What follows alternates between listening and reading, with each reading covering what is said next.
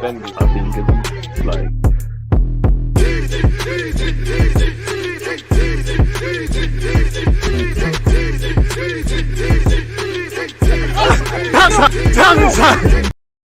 People, Deluded, I'm back again. Thank you very much for tuning back in each and every time. One love to everyone that's tuned in. I'll address the elephant in the room. Sorry for being extremely late. I can't cap people. I slightly fell asleep. I can't lie. I slightly fell asleep, man. Maybe that, you know, all of these things are getting to me, but I fell asleep. But better late than never. As you can tell, the green screen is doing a mazza. My head is on fire and that. I'm trying to set up everything. So yeah, I apologize, people. I'm gonna be with you and we're gonna get spot on in a second, man. But yeah, man. We're just moving mad at this moment in time. You know what? We're just going to have to leave it at that. I'll pattern it all. Obviously, people, please make sure you hit the like button. Good morning, good afternoon, good evening, and of course, good night, depending on who you are, wherever you are. It's a jam-packed day of content. Obviously, I'm going to be rambling on for the next hour or so. I was going to move over to Twitch with GERALD, LAMI, but I thought, you know, I'm just going to send them an invite for this. Let's just keep it going. Then, obviously, after this live stream, as you lot know, it's watch-along business. I can't imagine you lot don't know at this time. But again, after this, one love to the 6 people watching, one love to the 22 people who have hit the like button. I'll make it 23 like a saddle. If you're not going to be there, drive the engagement levels and all of those things, people. Every like makes the difference. So yeah, hopefully I see you lot. I think live from 7. I'm going live at 7 because obviously we kick off at 7:45. You know, make sure you're bringing your streams and whatnot for that game. Obviously, there's a lot of transfer business coming out from Arsenal. We know a lot of it is 90% of it is going to be BS. You know, Xhaka's been linked with Juventus again in a swap deal. There's talk around Leno. There's 1-2 other bits and pieces, people. But there's no rush. Let's take our time. Let's calm down. Before I crack on with any of that, as I said, please make sure you're hitting the like button. Please make sure you're following on Twitch as well, because a lot of my content is going to be on Twitch. Like, I think the only thing that's going to flop this week is probably me and Mo, because obviously Mo, a couple things have happened. I don't know when I'm going to have time to, well, when he's going to have time, really. So I don't know if the Mo one is going to work. But other than that, everything else is cushy. Tomorrow is actually a jam-packed day of content on Twitch, so make sure you're there. I've set up the rerun of me and Budge's stream from yesterday that was on Twitch, so that should be live on YouTube from 2 p.m. So you know me, content king, never ever stop, people. I love you lot, and this is why I always come with the content, man. I appreciate you lot for your engagement levels. Sorry, people, not to make this an OnlyFans thing, but I can't lie. I'm too hot, man. It's boiling. The fan ain't doing nothing.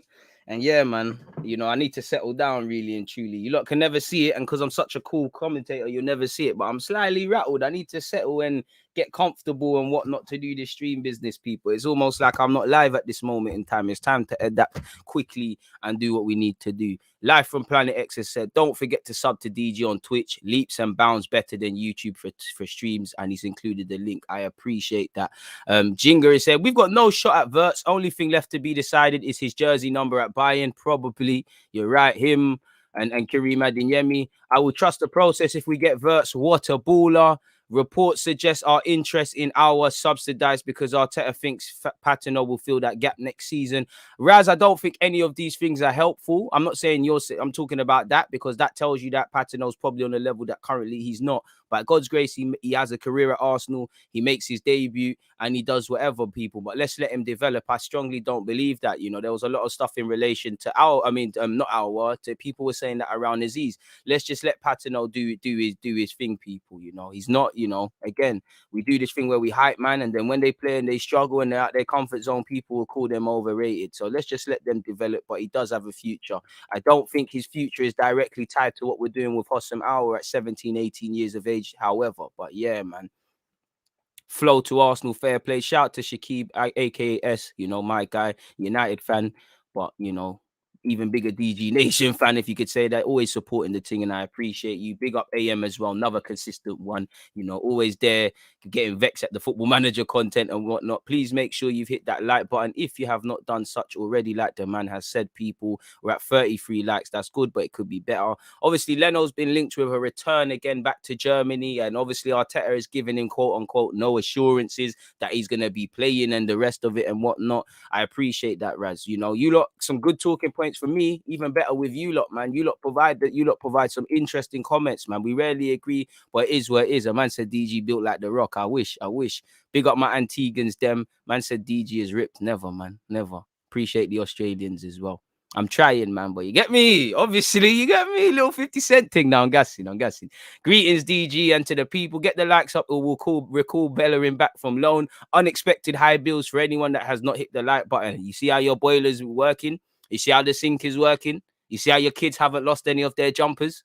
You see how the taxman has left you alone? All of this can change if you do not hit that like button, people. One love to everyone who has hit that like button. By God's grace, you win the lottery and that. Really excited for tonight. First time at the Emirates since the COVID crap began. East and lower tonight with the kids. Shout out to Cam and all the people them taking their kids. But for me, I'm not really on it, man. You know, my man them were even up till last night, like, oh, you going, we can go, you know, there's a ticket there and things like that. I'm not on it, man. I'm not on it. You know, shout out to the young players, shout out to, you know, for me, Amari Hutchinson, Charlie Patino, Kiddo Taylor Hart would all be involved. Hope Balogun gets 1-2 minutes and things like that. But yeah, it is what it is, man. And I hope you lot get a good game. The young players excite, you know, the squad players excite. Hopefully it's just a good game and it's 1 W of what could potentially be 2 Ws. Now, I don't want to speak too much about Spurs, but they could be without Moura and Bergwijn again against us. Now, that might be was courtesy of the Athletic, but you never know, people, in that regard. So it is what it is in that regards, man. Man said Charlie Messino at the carpet tonight. Can't wait to watch him there tonight. I thought you went purely for the youngsters. I mean, I like the young players, but I mean, I'm not on it. Like, again, when I see more consistency, it's not even a young player thing. It's I don't want to be at the Emirates at this moment in time. I'm not motivated to. It doesn't matter if it's £10 or 200 quid. I just don't want to be there. Like, I'm not convinced with what's going on. And like I said, I was blindly optimistic and all of these things about the season. I'm just not on it, bro. I'll be honest with you. I'm just not on it.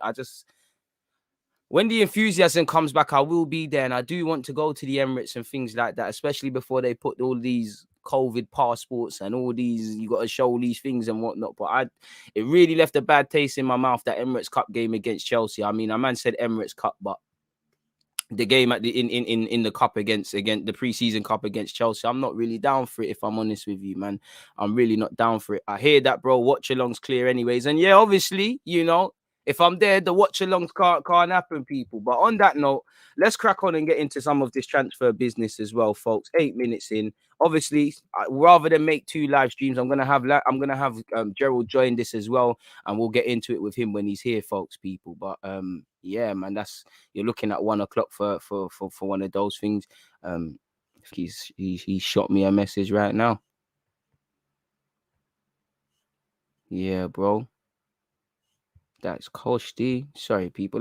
Before we crack on, I know it's rude of me, but you got to reply to the guest then. Yeah, that's Koshti, bro. That's Koshti. Hopefully we can get a little 45 minutes with you rather than make it a long thing. But yeah, man, obviously, let's get into some of this transfer business. Where do we start? I don't know. Let me take my pick. We'll leave that. That's a Saliba thing, which we'll get onto. Let's start with some bullshit. Pardon my language. Seems like Juventus wants every Arsenal player under the sun, people. Arsenal have 3 options if Pierre-Emerick Aubameyang completes Juventus move. Arsenal could lose one of their main goal threats if Pierre-Emerick Aubameyang seals a move away from the club before deadline day. What? When was this? Sorry, people. This is me bugging out.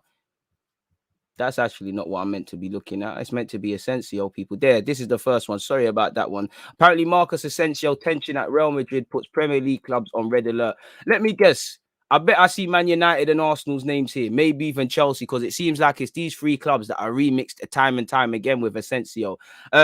Apparently, he's reportedly unsettled at the club and is considering his options amid lack of game time. 25-year-old has not started any of the 6 games that Real Madrid have played to date. He's come on as a substitute, however, in the second half in 5 of those games. A bag of Real Madrid players are in front of him in the pecking order. According to Marcia, you know, there was tension at Real Madrid regarding the situation at the player who was more valued by Zidane than he is under current boss, Carlo Ancelotti, obviously, folks. And then obviously it's gone on to say Tottenham, Milan are said to be the clubs among the clubs chasing his signature in the summer. Liverpool and Arsenal have previously been linked with a move. So again, it is what it is. Apparently Asensio was not interested in a move, whereas he wants to stay and fight. I mean, some mad love affair with some of these players with Real Madrid. They don't want to just keep things up. Keeping up the theme with Juventus, though, people. Apparently, Arsenal chiefs are preparing Lacazette's swap deal to solve Mikel Arteta problem. We all know he'll be out of contract in the summer. Arsenal are willing, fuck off Nigel Farage, man, you pussy.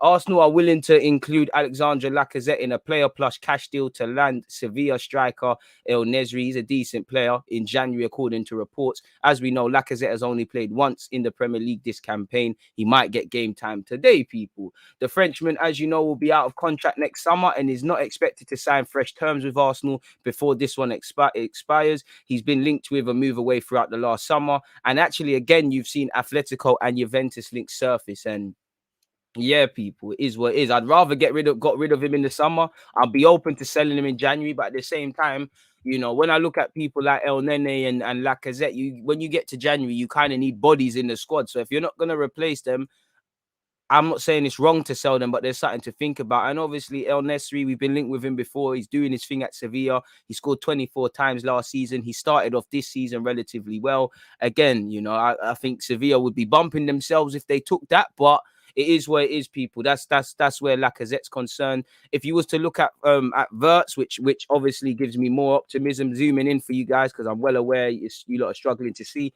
Premier League clubs Manchester United and Arsenal are ready to go against each other for Bayern Leverkusen playmaker Florian Wirtz. The German international has enjoyed a fantastic start to the Bundesliga this campaign. He has scored twice and assisted 3 times in only 3 games so far. He has now become a regular. He's played 50 times for him. I mean, I did a video about him how many years ago, and he scored and assisted 11 apiece. He's a fantastic player. I don't quite, you know, obviously, when you're doing your thing in Germany, you're going to be Ozil compared to the next Ozil. I don't think he's anything like Ozil. I do think he's a mercurial talent. I do think he's majestic, but I think he's more the modern day sort of playmaker. He wants to get goals. He wants to get assists. He can dribble with a ball. He can play in the middle as well as off the flanks. Sometimes I think his youthful exuberance means he's a bit too enthusiastic and he forces things, but this is what you'd expect of an 18-year-old. And without saying, you know, he's got potential to go on and do bigger and better things. And with respect to Leverkusen, they're probably not going to hold on to him too long.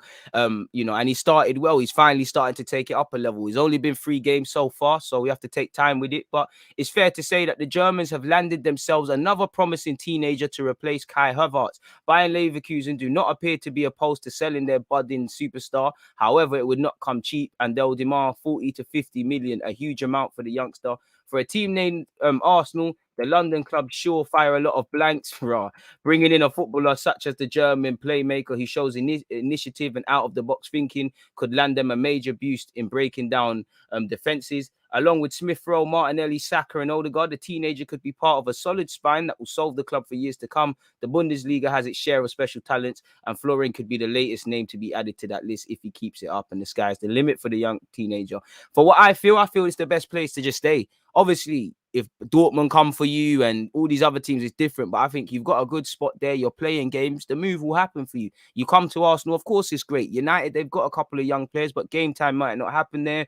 Unnecessary pressure at Arsenal. You're doing the right thing, staying. And for me, if we was to get any player that has any young player that has any connection to Germany, for me, you lot already know, you get Karim Adeyemi, who is around 20 million euros in January at the time of making this vid. Things can change. I would love Wirtz. 40 to 50 million for the player right now, I think is extremely excessive, but it's something that will pay off in years to come. So I'm down for signing Wirtz, and obviously we'd be able to help him. You know, I'd love Odegaard to be converted as an 8. You've obviously got Wirtz, you've got Smith Rowe, you've got him, Odegaard, and Smith Rowe. They can all play the same roles. They can all play different games. He ties into what we're trying to do, allegedly, people. So it is well, it is where he is concerned. Allegedly, people, courtesy of One Football, Juventus consider offering Weston McKennie for Granit Xhaka. And I can't lie, I'm not really the biggest fan of Weston McKennie. He'd have a decent squad role and whatnot, but I think he's tired. But allegedly, Maximiliano Allegri could ask Juventus to get him a new midfielder in the January transfer window, and Granit Xhaka is apparently top of the list. I mean, you've got bare midfielders. You just signed a midfielder in Locatelli,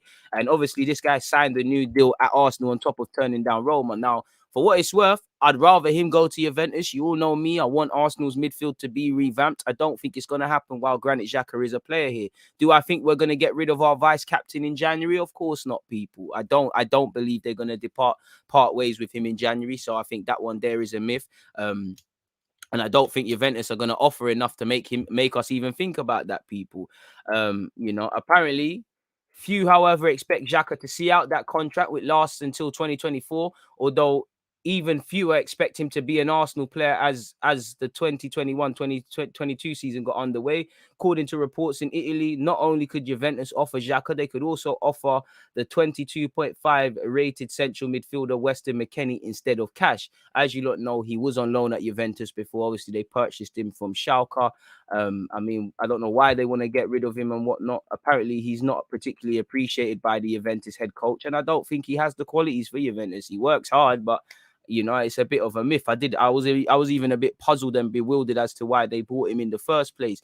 As we know, Granit Xhaka will serve his final ban tonight. Obviously, he won't be able to play against Wimbledon, and he's in contention for the Spurs game. Now, hopefully, Arteta doesn't just blood him straight back in, but you never know. So that's where Granit Xhaka is concerned. If you was to look at Leno, as you lot can see here, Bird Leno will be made available for transfer as Arsenal move on to the next phase of their squad overhaul in 2022.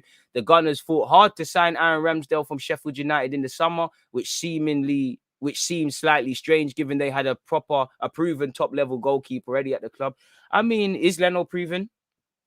I would say, yeah, he plays for Germany. He's played a lot of times for Arsenal, but would I say proven? The question marks have been there, you know, really and truly quite overrated, really, but underappreciated, I feel, by Arsenal fans at times.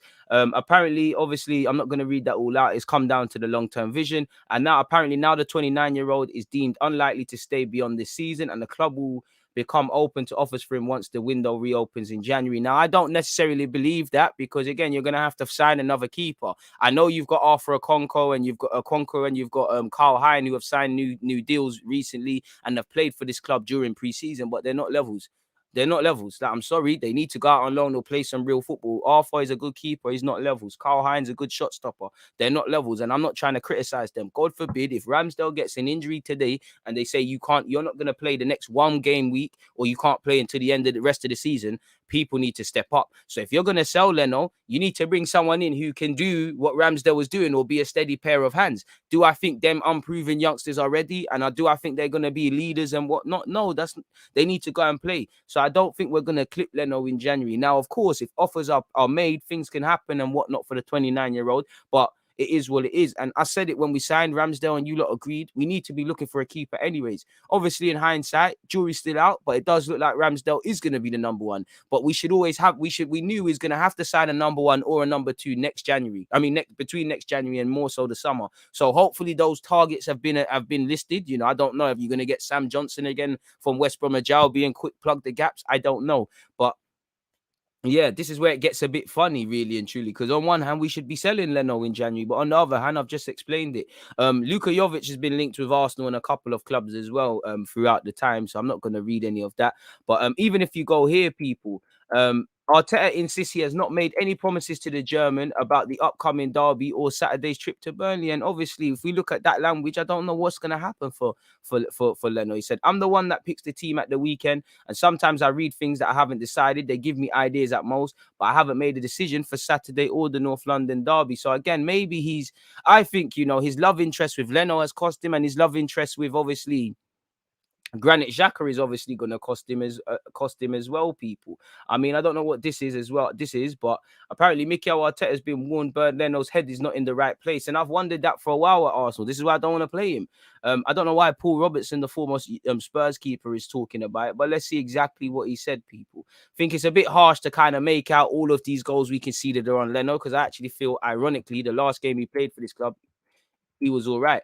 Apparently, Robertson said he will get angry because his mental state is not right. His head is not in the right place. Where he got this info, I don't know. It's difficult as a goalkeeper when you're in and out the team. Goalkeepers like to know if they're number 1 or 2. When there's a pecking order and you're told where you are in the pecking order, you can accept it. You do not want to be fighting for your place every week. I cannot understand the signing of Ramsdale. He's not better than Leno. I mean, I think he's better than Leno, but again, I'm only going off 2 games because I think Leno is underappreciated by Arsenal fans, but I also think he's extremely overrated, even down to his shot stopping. You're not really he is a good shot stopper, but are you a good shot stopper if you save something from 30 yards and the oncoming striker is there and you punch it into him? You're basically assisting it, really. So I do think he's overdoing it, but he said, I think Arteta has created a big problem for himself. He now has 2 goalkeepers of similar ability who both want to play. I mean, he was here with Martinez And I do think indirectly the club already know what they're doing with Leno and Ramsdale. And we've been here with Leno and Czech before. I do agree. You can't really have two keepers where you don't know who's who, because right now it looked like Ramsdale would have to wait his time. Then obviously Leno's lost his place and Ramsdale's got it. But what if Ramsdale in the next 2 games, he behaves shaky? The narrative's changed. I like what Ramsdale is doing so far. You know, he showed us he can play with his ball at his feet. He can make some good shot stopping saves. He can collect convincingly from the air. He's fairly vocal. But he does have a mistake in him, and there will be a tough time, not just for him, for Gabriel, for Ben White, for Tomiyasu, for Lokonga. They're going to have bad games. You know, fans do this thing where they start gassing it, act like they're not going to have bad games and whatnot. And at Arsenal, you know, for me, with every talented player that has a good game, I know that tax is coming back to bite you, because I start to think Saka and Smith Rowe, they played out their skins for large parts of last season to the point where it wasn't sustainable. Has that caught up? Tierney, has it caught up? Aubameyang, for years, he was scoring goals where really he was overperforming in an Arsenal shirt. Has that juice run out now and it's finally caught up to us? That's my big fear with Arsenal at some point, you know. He's also said Ramsdale is talented, but he makes a lot of errors that leads to goals. Of course he does. He's 23. We've seen some of the mistakes he makes, and this is where, yeah, I can talk about his strengths, and we wanted to see his strengths, but you know, I want to know the weaknesses, and I want to know that Arsenal and Arteta know the weaknesses better than Ramsdale knows himself, better than his previous employers, Bournemouth. Because how are we going to improve him? You know, you signed Tavares. You know, defensively he's probably shit. You've got to work with him to take him to the next level. Lokonga, there must be something he's not excelling at. Make him excel at it, you know, hone in on the good things and make him excel at the bad things as well. Recent reports suggested that Leno's absence from the starting 11 was temporary and the German would be back between the sticks for Sunday's clash against Spurs. As you lot know, Arteta said he hasn't agreed anything. So it is what it is in that regards, people. Is there any other Arsenal transfer news? I think we've covered it all. You know, LUKA, JOVIC, it was there. So yeah, man. Let me see what you lot are saying. That was a big read from myself, people. We're gonna get onto what the Marseille boss has said about SALIBA. We're gonna get into the press conference. Obviously, you lot start thinking of some questions you want to get into GERALD LAMI as well. Coach GERALD LAMI, that is. I'm obviously gonna ask him his opinions on the recent game, the North London game, the game that's happening today, and obviously our back five. So make sure you've got some thoughts for him, people. But let me take in what you lot saying. Been watching Wirtz, potentially a great goal scorer, very good in the final third. Wouldn't say he's got that superstar ability like Musiala, but you never know. I don't think you have to have the superstar ability to be competent, but you get what it is, man. The decision is so simple. Love for the super chat. Did we get the best out of LACAZETTE? I don't know, man. I think for years, I don't know, man. I really don't know. I would say yes and no. I don't think Laka's got the best out of himself, really. I don't think it's been the Laka we thought we was getting from Lyon, if that answers everything. If we have real interest in Wirtz, we have to get him signed before Dortmund or Bayern Munich get him. Facts. Big up you lot that are here. Please make sure you're hitting the like button, people, and you're setting your reminders for the next watch along. Obviously, we're only at 98 likes, so something is going wrong there. The management is not ambitious enough for the likes of Wirtz. I mean, let's be a bit fair. You know, we spent 50 million on a guy from on a centre half, whether it's going to work out or not. You know, we went and bought a playmaker from Real Madrid. Let's be a bit fair. You know, I do think someone like Wirtz, if they do genuinely want it, they might try for him. It might not work out in the way we want it to work out. It might be shaky, but yeah, man, you get the point. Shout out to the Starboy 13 blessings, brother. Low profile, more life to you, my dude, man. Who wrote that Leno piece? Lazy, bro. McKennie is in the same mold as Partey, but there's room for improvement. He can complement Partey. Yeah. I just think he's one of these midfielders. When I praise him, he works hard, bro. Like, I can't praise a man for working hard. I don't really know what his quality at, man. Best thing I've read today is the Xhaka swap. Again, it probably isn't going to happen. You at the game tonight, DG? Nope.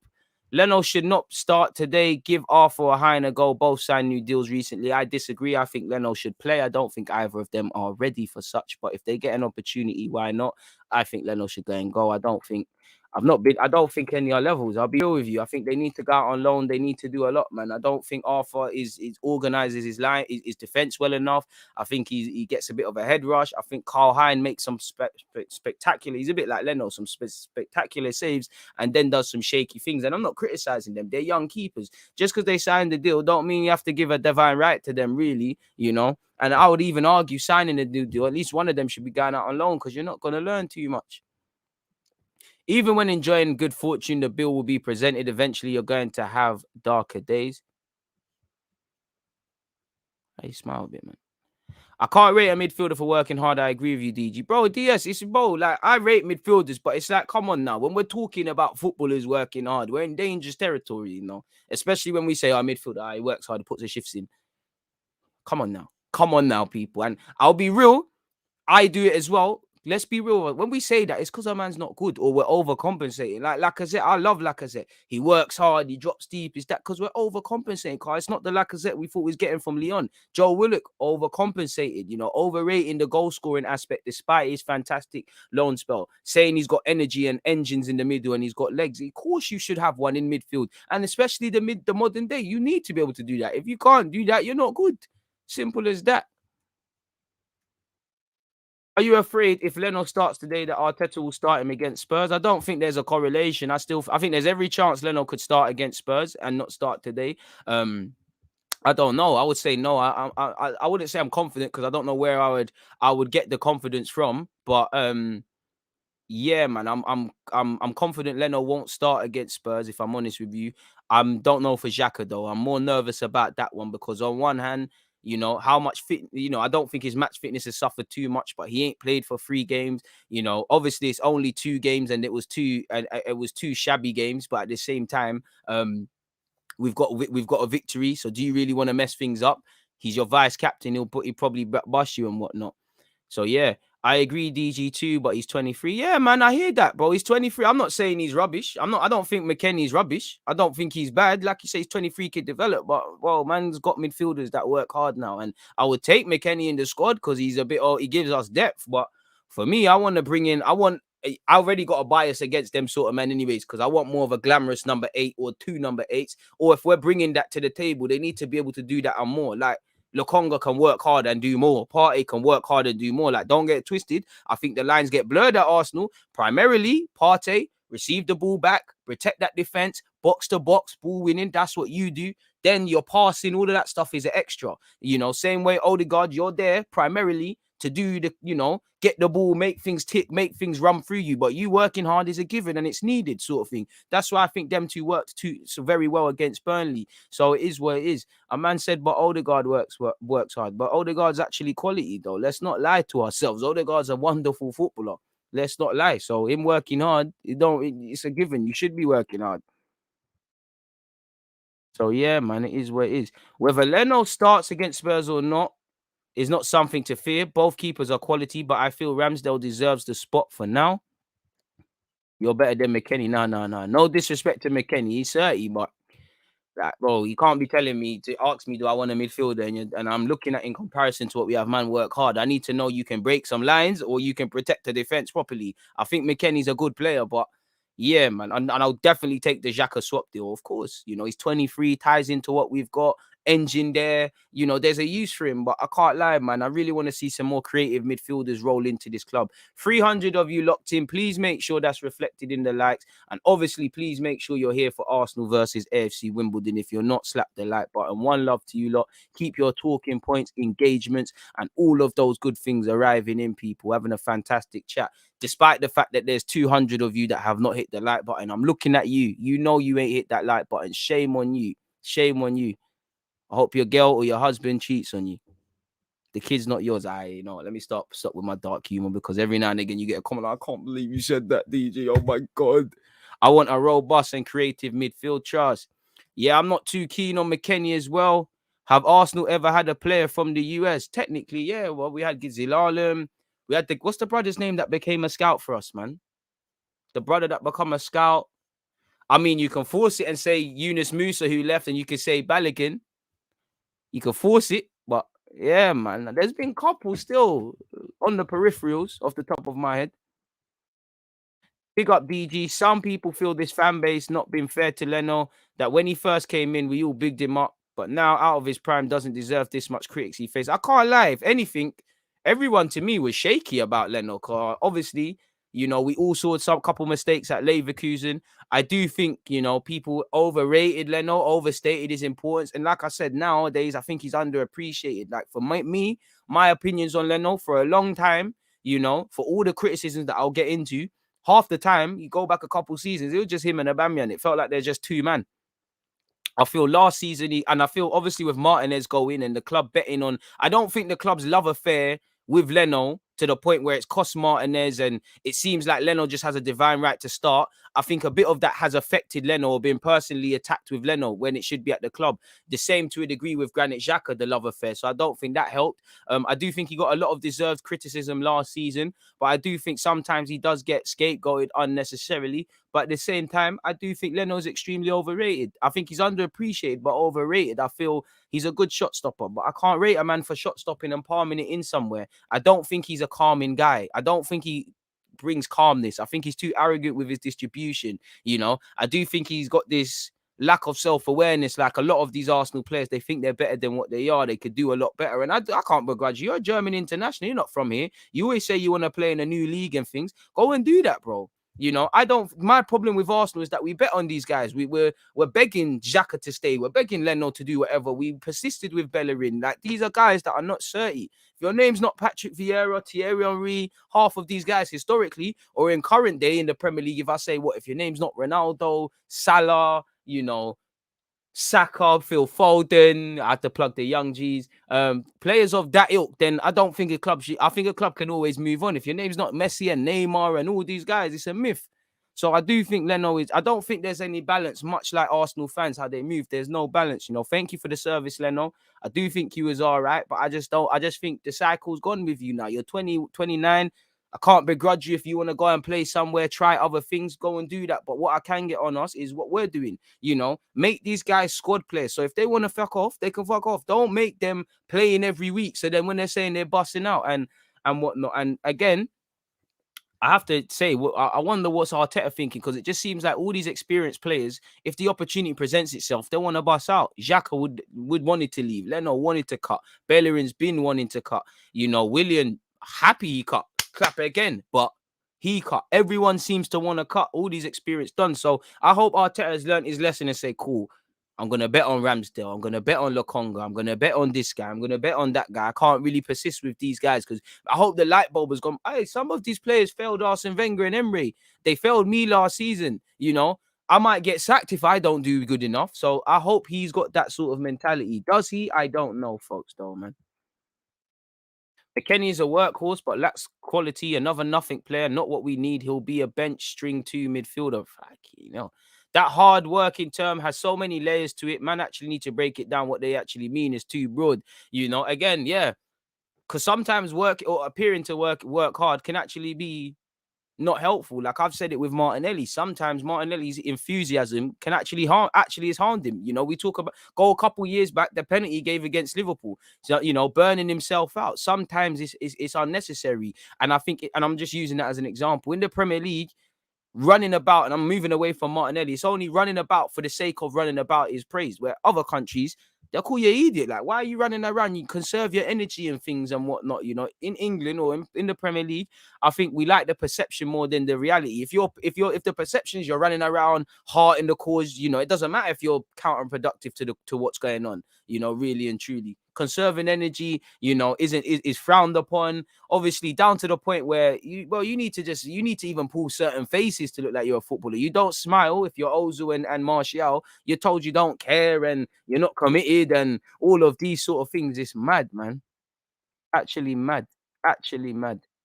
Don't forget to like and subscribe to the channel, says Nightbot. Come on.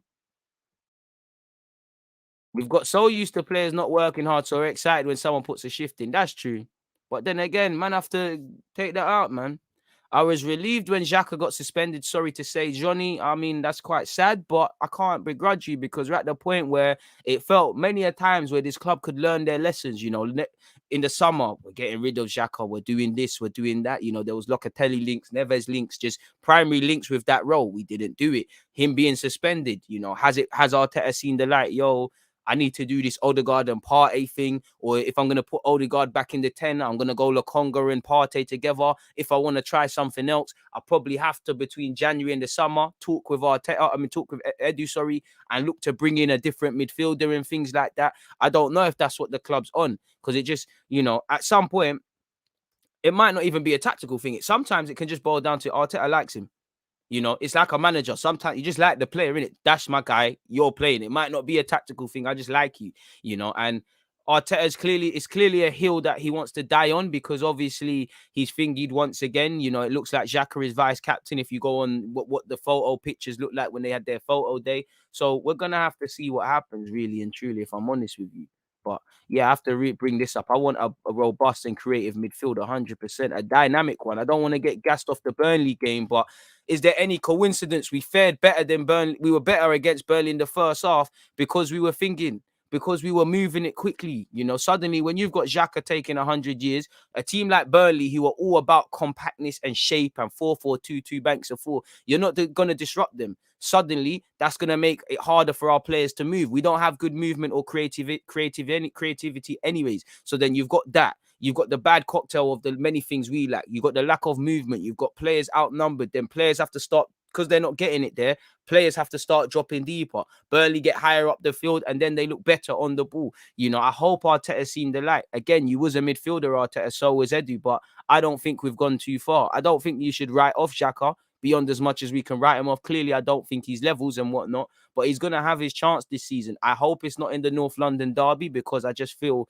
not to say that we're unpredictable, but I just feel Partey and Odegaard, this a bit different. People can't really account for it. With Xhaka, you know what it is. You know he's a player with bad habits. You know he's a player that can be rattled. And it's not just him, it's many people. I'm not even trying to be deep to Xhaka, because there's been times we've won big games with him. I just think we need to move on. Like, we're still debating the same things we was debating in Xhaka's first 5-10 games. You speak to 20 Arsenal fans, some think he's shit, some think he's amazing, Xhaka sexual. Certain people think there's certain bits and pieces that he does that are suspect, shouldn't be in the team, and certain things that are underappreciated. The fact is, we can't unanimously agree that he's a certified midfielder for our midfield, and he's been here how many years? The man was here when we won Champions League, you know?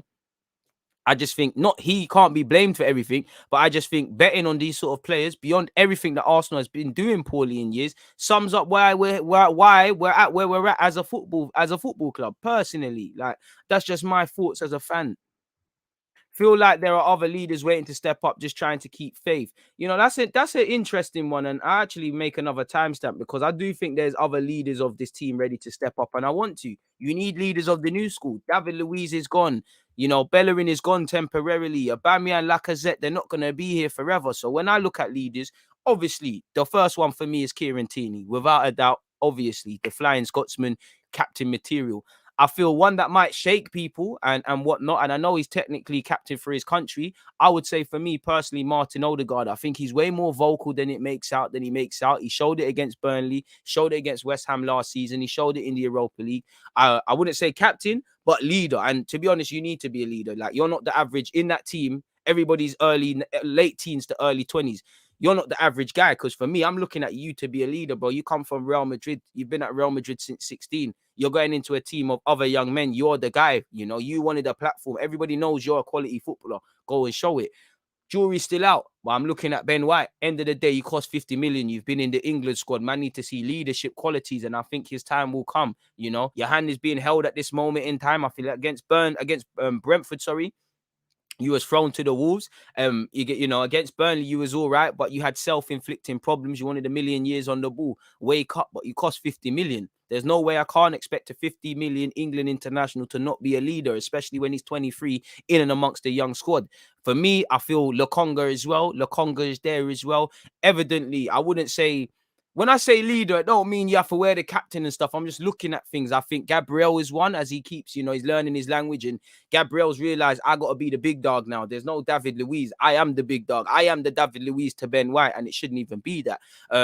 Like I said, Saka, Smith Rowe, all of them guys. I think Martinelli leads by example. The man's fearless. He just doesn't get to play. So these are the guys. I mean, I almost, Tomiyasu, I want to see that, 22 years of age, Japanese international, played in another country. You've got things to the table. And I would say Ramsdale as well, because he's very vocal. I get what he means. And to be honest, I don't even want to be able to see a captain or see leaders. Everybody should reflect that. We always talk about invincibles.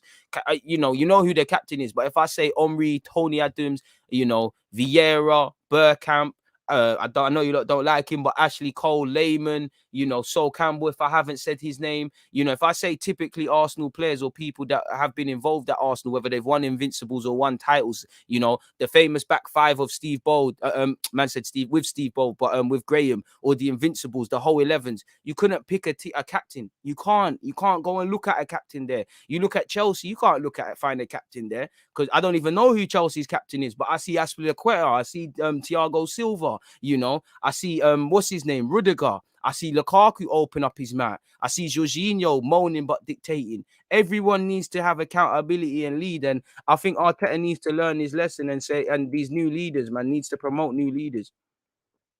Who are this team's young new leaders?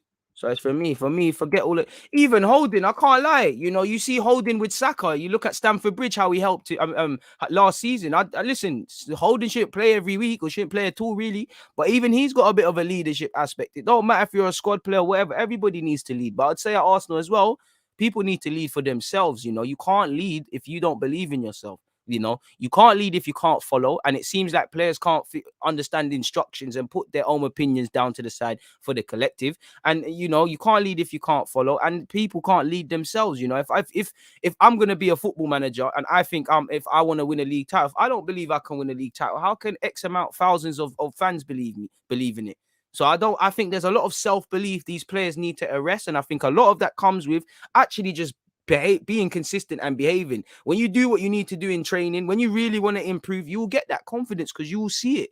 When you're cheating yourselves, this is what we're going to get. You know, it was doom and gloom at the start of this season, and it still is. It's been a bit healthier because we've got two greasy wins. They weren't perfect, but they're wins. The sentiment could change, obviously, with Spurs and Brighton, and then change again. And you're always going to go through these moments until we arrest things collectively as a team, but also individually, people. There's a lot individually these players need to, a lot of demons these lot need to look in the mirror and face, if I'm honest with you, until we're going to get anywhere as a football club, if I'm completely honest with you guys, people. So yeah, it is what it is in that regards, man.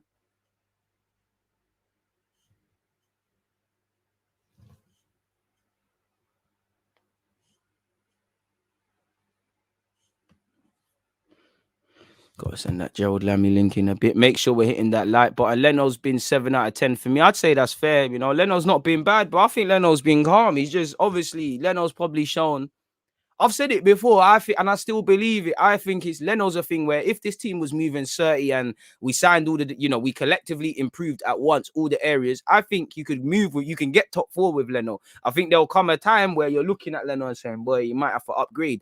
But I do think you can upgrade. You know, you could do all right with Leno. And I think Leno's been an all right signing, but he's just shown his levels. And I feel sorry for him because he's had a shambles of a defense. We try to bring him in when we had Socrates, Lichtsteiner, and all them things, and we've been chopping and changing in these years that he's come. And, you know, now that there's some stability, he's gone. But that being said, there's a lot of errors he makes.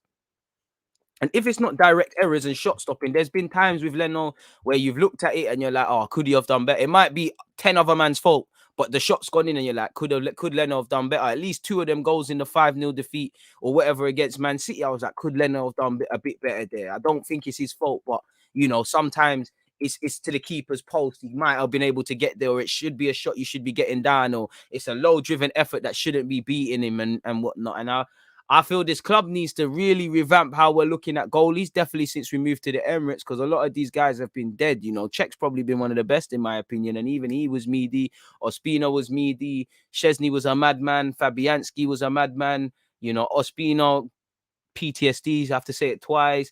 We've had bare shit, man. Runnison just taking a piss at that moment. You're not even trying, you know, man. I'm not even trying to find a decent keeper.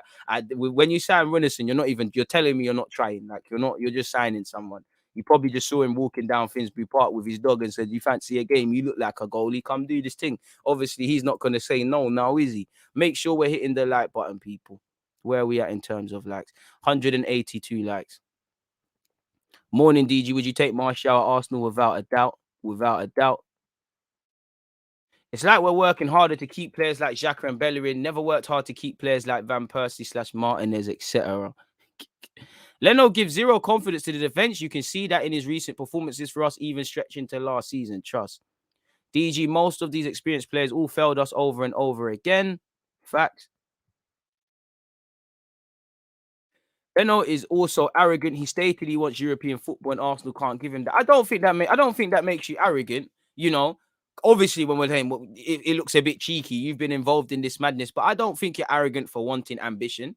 You know, many people in you lot's jobs, not saying you, but just to play an example. Some of you might think you're the best office workers, plumbers, or whatever jobs. You lot might think you're the best, and you lot always have ambitions. I'd like to work for that company. I'd like to earn more money. But if we was to say your co-workers or the boss is the fans, they'll probably say you're being arrogant. You don't deserve that and things. So I can't begrudge a man. It's a job for Leno. He's not an Arsenal man. He didn't grow up here. He's from Germany. It's a job. Why would you not want to play in Europe? Why would you not want to play in Europe's elite competition? He always talks about wanting to try other leagues. Why would you not wanted to? As much as I don't rate Leno, I think you can somehow end up at a Champions League club. I think Leno can.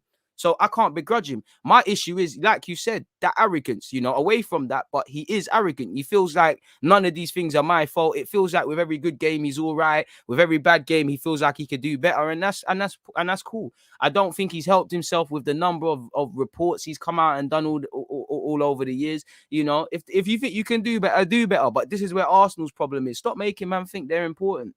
It's like in a relationship, and the man or the woman's always saying, I could do better, you know, like, oh, do you know how much man DM me? I could have been with Anthony Joshua or whatever, and them things there. Like, well, what do you want man to do? No one's done that to man as well, because AJ can't take my gal, even though he's man's tonk as well. You mad, but you get the point, innit? Like, all right, man. Shout out AJ and all them guys there, man. We need to make a black males group chat where, you know, all the sex symbols of the UK link up, and, you know, I need to take my place as one of those as well. Of course, I'm there, man. Bro, man was saying on Spain as well, class bucking out, bro, taking a piss. Get Onana for Leno. I think, you know, I wouldn't mind it, but is Onana we're gonna have the same thing we had with Czech. We're gonna have the same thing we had with Martinez. We're gonna have the same thing we might be having now. Is who's better? Yeah, I hear you lot when you lot are sitting there and saying, yo, all right, you got two wavy keepers, but realistically, you know, nobody knows if Leno or Onana is better. You can say, boy, I've seen Onana in the Champions League, this, that, the other, bro. I think he's shaky. I'm not going to lie. I'm not really on the Onana hype. I forced myself. I'm not really on it. I weren't really on the Ramsdale thing. What I like about Onana can play ball, you know, can make good saves, but he's a bit shaky. Ramsdale still has mistakes in him, and, you know, he's only played 2-3 games, 2 in the league, 3 and whatever. So they're still there. But who is going to be the number one? Something's going to change. You know, I don't see us spending 30 million on a keeper, bringing a man in for free with that, and then sitting on the bench, really. Saying that he's been linked with Barca, so he might be on that sort of stuff. I just think we need to go and find a steady Eddie. I wouldn't mind it, but surely we'd be revisiting the same thing we've been going over, where who is the number one? Keepers, it's not like a little centre-half thing. Something's got to change. Or if Onana or Ramsdale want to accept being sidemen, then it can run. One problem is they look at their wages and think they've made it, to be fair. Would you not look at the wages and think you've made it? Come on. You can't lead if you can't follow. You can't.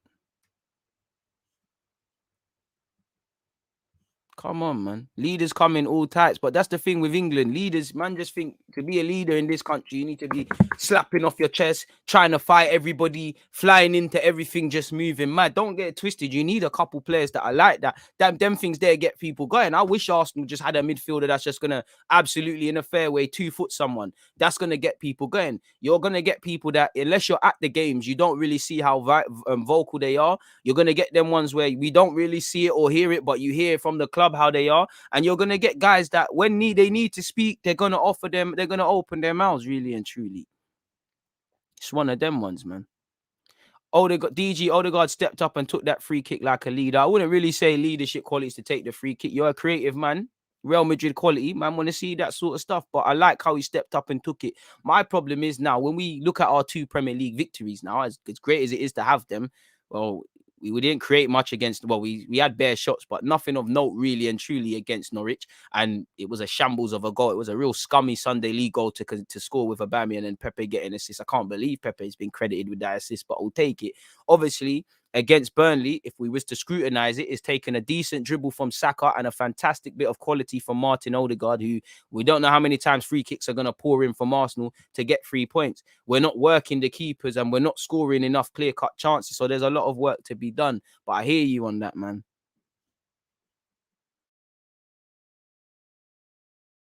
This is the thing, though. Again, football fans, the problem with football fans, everyone's got their own biases and their own things. And if it doesn't align to that, many people don't want to think outside the box. Like how we say leaders. There's certain of you that no matter what, if you don't scream and shout, you're not a leader. But many of you will say, all right, cool, I'm open to different sorts of leaders. The problem is most general football fans, if you're to carry on with this example, if you're not doing that, then you're not a leader, and their bias only confirms that. So they're missing out a lot. So it's a bit of a madness. Where would you rank Gabriel in leadership right now and also the future? In the future, I see him as being a big leader for club and country. Right now, he has to be a leader. You're one of the most experienced players, and I can't lie. We need you. I need you. I don't feel comfortable without Gabriel at centre half. Ben White needs you, you know. Ramsdale needs you, so he should be a leader. Hopefully, Arteta, when he does go through that rough patch like Ben White, he doesn't buckle and he doesn't drop these guys, but he's a leader in all stretches of the imagination to me, man. Need leaders even on the bench, man. I foresee leaders, man. Everyone's got to be with this. And I don't think a lot of these lot are dedicated to their craft enough. That's why when things go wrong, guys are bottlers.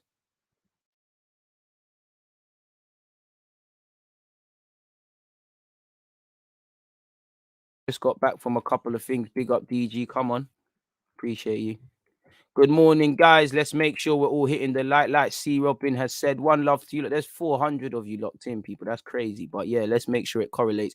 200 likes, 400 of you locked in. To the 200 have hit the like button. Big up to the 400 of you. To the 200 of you, sorry, you haven't. Shame on you guys, man. Leno's going to take you lot's wives. If Leno doesn't want to be here, then we should move him on. And I do think, to be fair, one thing that I think football fans don't consider, and it's quite jarring, is, you know, you can want to leave but remain professional. To take it back to real working life examples, how many of you have wanted to leave jobs, been applying for jobs, been actively trying to leave a job, or you've handed in your notice and you have to wait a month before you leave?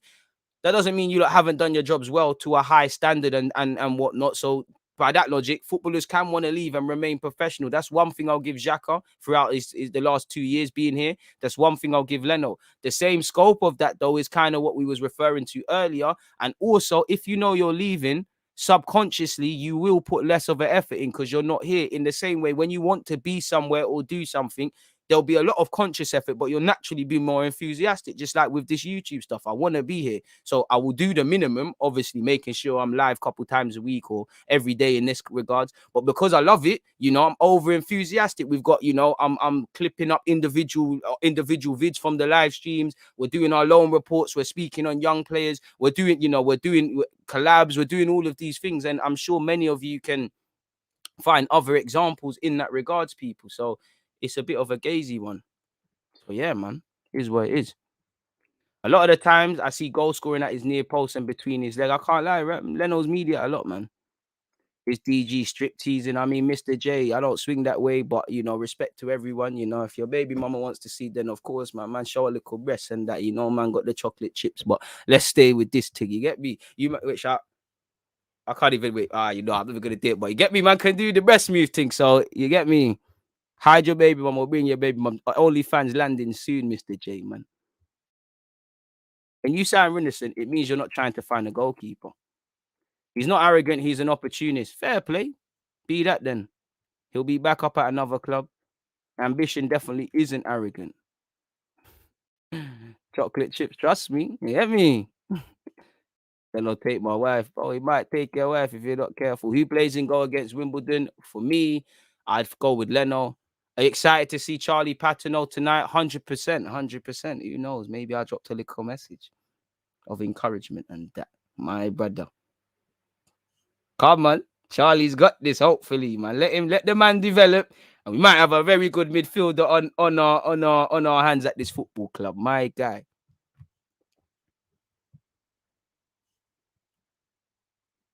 We need a guy that's been around, but is not levels enough. We need a guy that's been around, but is not levels enough to start, but good enough to fill in when needed. Fact. I think Mike McGann would have been a quality replacement for Leno. Yeah, the AC Milan keeper's moving mad. You lot were trying to plug man about him for time, but that one day is gone, bro. He's at AC Milan now. You just have to eat that. I think even Zlatan Ibrahimovic rates him because I think Zlatan called him a shit keeper, then he called him a shit attacker, and he said he rates his thing. I don't know if that's people making lies up online, but yeah, man. Do you think Arteta out? I'm Arsenal in it. Like I'm Arsenal in. I'm no one in. I'm no one out. I'm dedicated to the club. Right now, it's looking like we're turning the corner. Historically, it's looking like certain people are not cut up the task. Let's see. Yeah, that's a real political.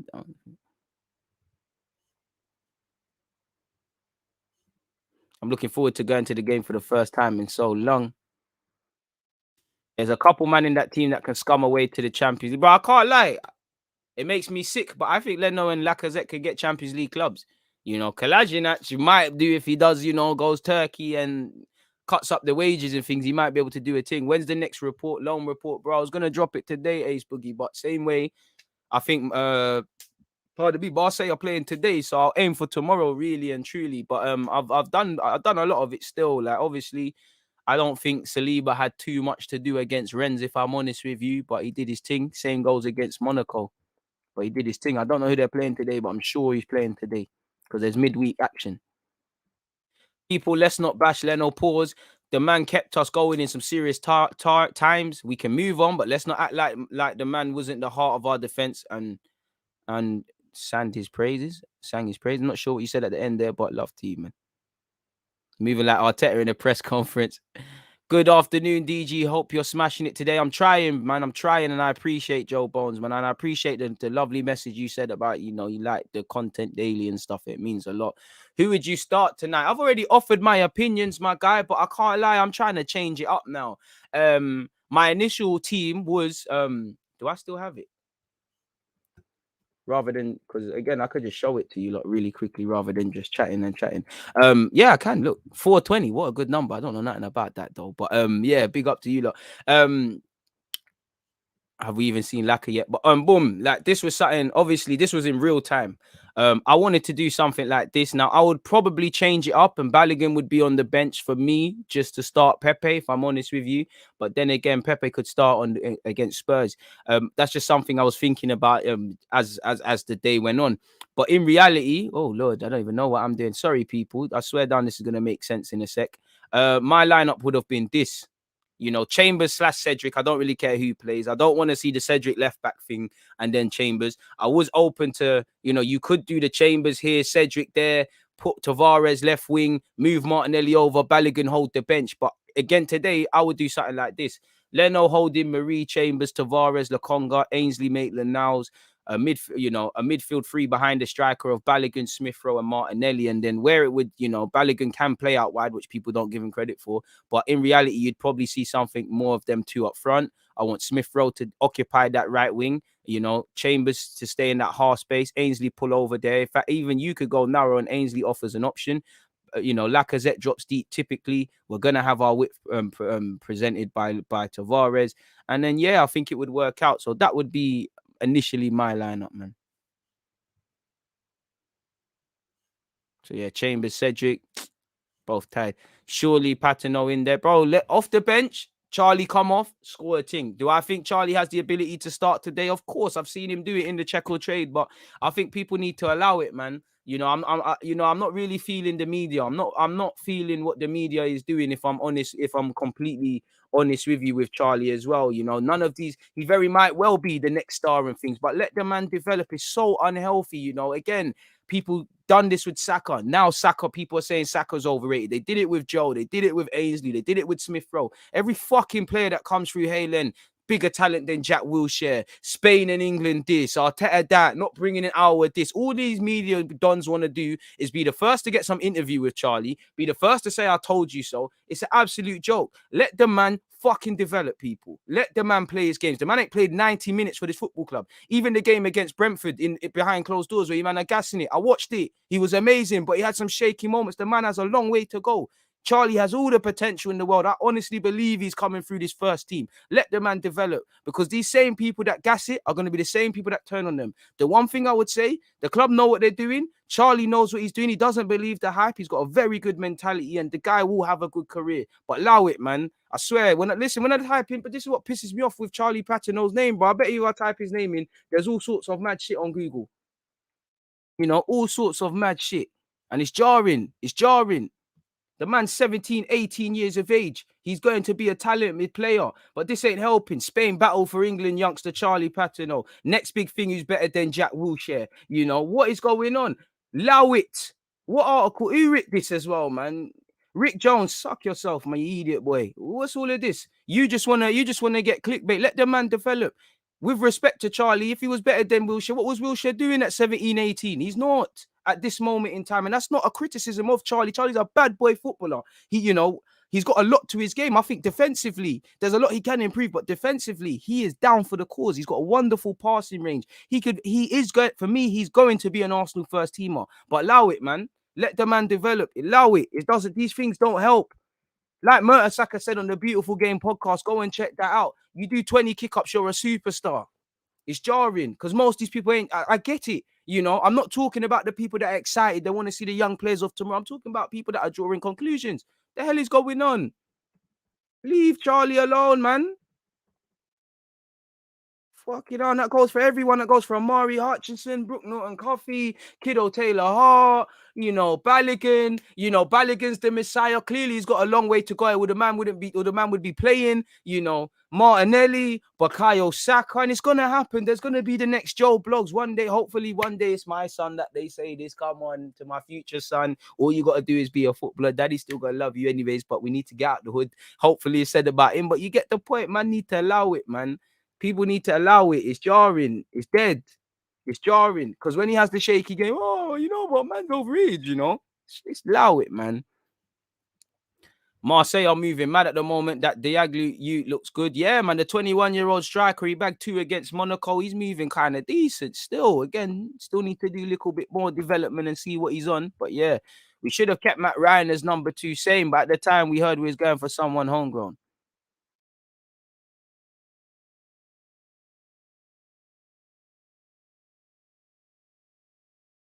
Just allow it, man. Let the man develop. Bellerin can go to a Europa League club, then Lacazette and Leno can surely get UCL clubs. I think you're right in that regards. Balogun or Nketiah tonight, who do you think? I would rather Balogun, but I think Eddie could get a start. I would go Lacazette through the middle, so it probably means they're both anonymous, unless you're going to play one off the flanks. Big up, Tariq. Run up the likes, my people. My broski DG stays putting in work. Appreciative and appreciate your consistent support. Even Spurs struggled against Rennes. Saliba should come back next season if he continues like that. I can't lie to you lot, yeah? You see this Saliba thing? I understand in isolation he can go out on loan. There's nothing wrong with him going out on loan and all of these sort of things. But it's like I've already told you, look, the one thing that I haven't understood is that consistently there's been a lack of clarity with what we're doing with that young man's future. We're kind of being reactive. And I'm not gonna lie, it's only been a couple of games, and I'm not trying to make it Ben White versus Saliba. But when I look at Ben White, beyond being 50 million, I'm like, all right, cool. A lot of what Ben White needs to work on, Saliba needs to work on, and he's kind of been moving a bit shaky. So it's like, how off the pace do you think Saliba is? To play devil's advocate, Arteta, do you rate him? And how much do you like him? Because that makes me, it made me feel even worse. Like, I don't think I want Saliba to come and have an opportunity, but I think if they were serious, you get his new contract sorted. He's gonna have 2 years left. I hope the man plays people. And as I said, he was rarely tested against Monaco or Rennes, but as you lot are seeing, he's doing all right for Monaco. I mean, for Marseille, whether he's playing a 3 at the back, whether he's playing in a 4. He's not the Messiah. There's a lot he needs to work on. For instance, when he's pulled into wide areas, like how Marie was against Chelsea, I think he struggles. I think the fact, considering he's 6'4", I think he can do a lot better in the air.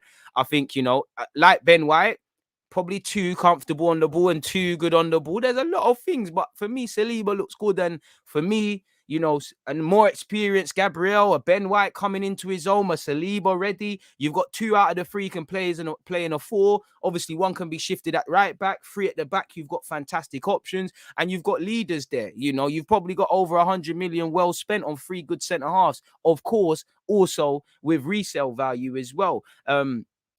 Saliba's good, man. I mean, he wanted to go. I mean, the club wanted him, to be fair, to go on loan in the Prem. He didn't. He wanted to go France. So there's something there.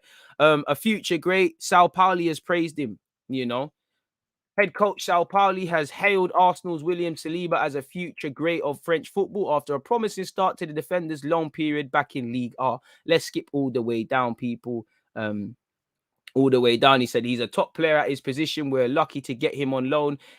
It wasn't simple. And again, they're playing Angers tonight, people. So that's the game that I'm obviously, gonna have to miss a bit, obviously, to thingy it for you guys, people. Let me actually make sure if that's on BT, that's getting 100% recorded, folks. What's going on? BT, what you got? Fair play. But yeah, let me be professional and stay on with this. Oh, AC Milan versus someone today. That could be a saucy game. But staying on task with this, people. He's a top player at his position. We're lucky to get him on loan. It wasn't simple. He's great at marking. I think his marking can improve, but he's decent. But good at bringing the ball out. He's a future great of French football. He's very good at starting plays. That's true. He's adapted to a three at the back well, and his performances are linked to the teams, which likes to play out from the back. And not just him, it's like someone said, that young 21-year-old striker, Denag, Dieng, 21-year-old striker. He bagged twice against Monaco or Rennes, one of them games, and he's been all right. You've got Guendouzi playing well. You've got that left-footed midfielders. It's Sarr we was linked with as well. Good players at Marseille. Payet's doing his thing, and I'm happy. First and foremost, we're going to get a more confident Saliba. We're going to get a more experienced Saliba. You've got a Saliba who can play in a 3 or a 4. There's a lot of work he needs to do, but still, and obviously Saliba said, I'm the one who chose to go to Marseille. They, Arsenal, preferred that I go to England, but I knew that coming here was the right choice, so I really pushed for this. That's cool. You felt the best here. You're playing under Sao Paulo. You're playing Europa League football soon. It's calm. He said, I'm young, I'm 20, and I haven't proven anything. I still have many aspects to fix in areas which I can progress. And that's what people need to remember. I don't think the club helped themselves with the way they hyped up Saliba. They did the fantastic piece of him wearing an Arsenal shirt as a kid. Obviously, the private jet, described as the centre-half for a decade. So then when you're having no clarity and you're seeming reactive over his development, there's issues there. But, bad boy footballer, man, can be a great for us. Hopefully. It is what it is in that regards. Scrolling all the way down, what else are we saying here, people? Is the Wimbledon game even on stream anywhere? I mean, we'll be streaming it, but yeah, man. Our only bugbear, DG, was why Saliba was not given a chance in pre-season to improve himself. Surely he can offer more than holding in Chambers.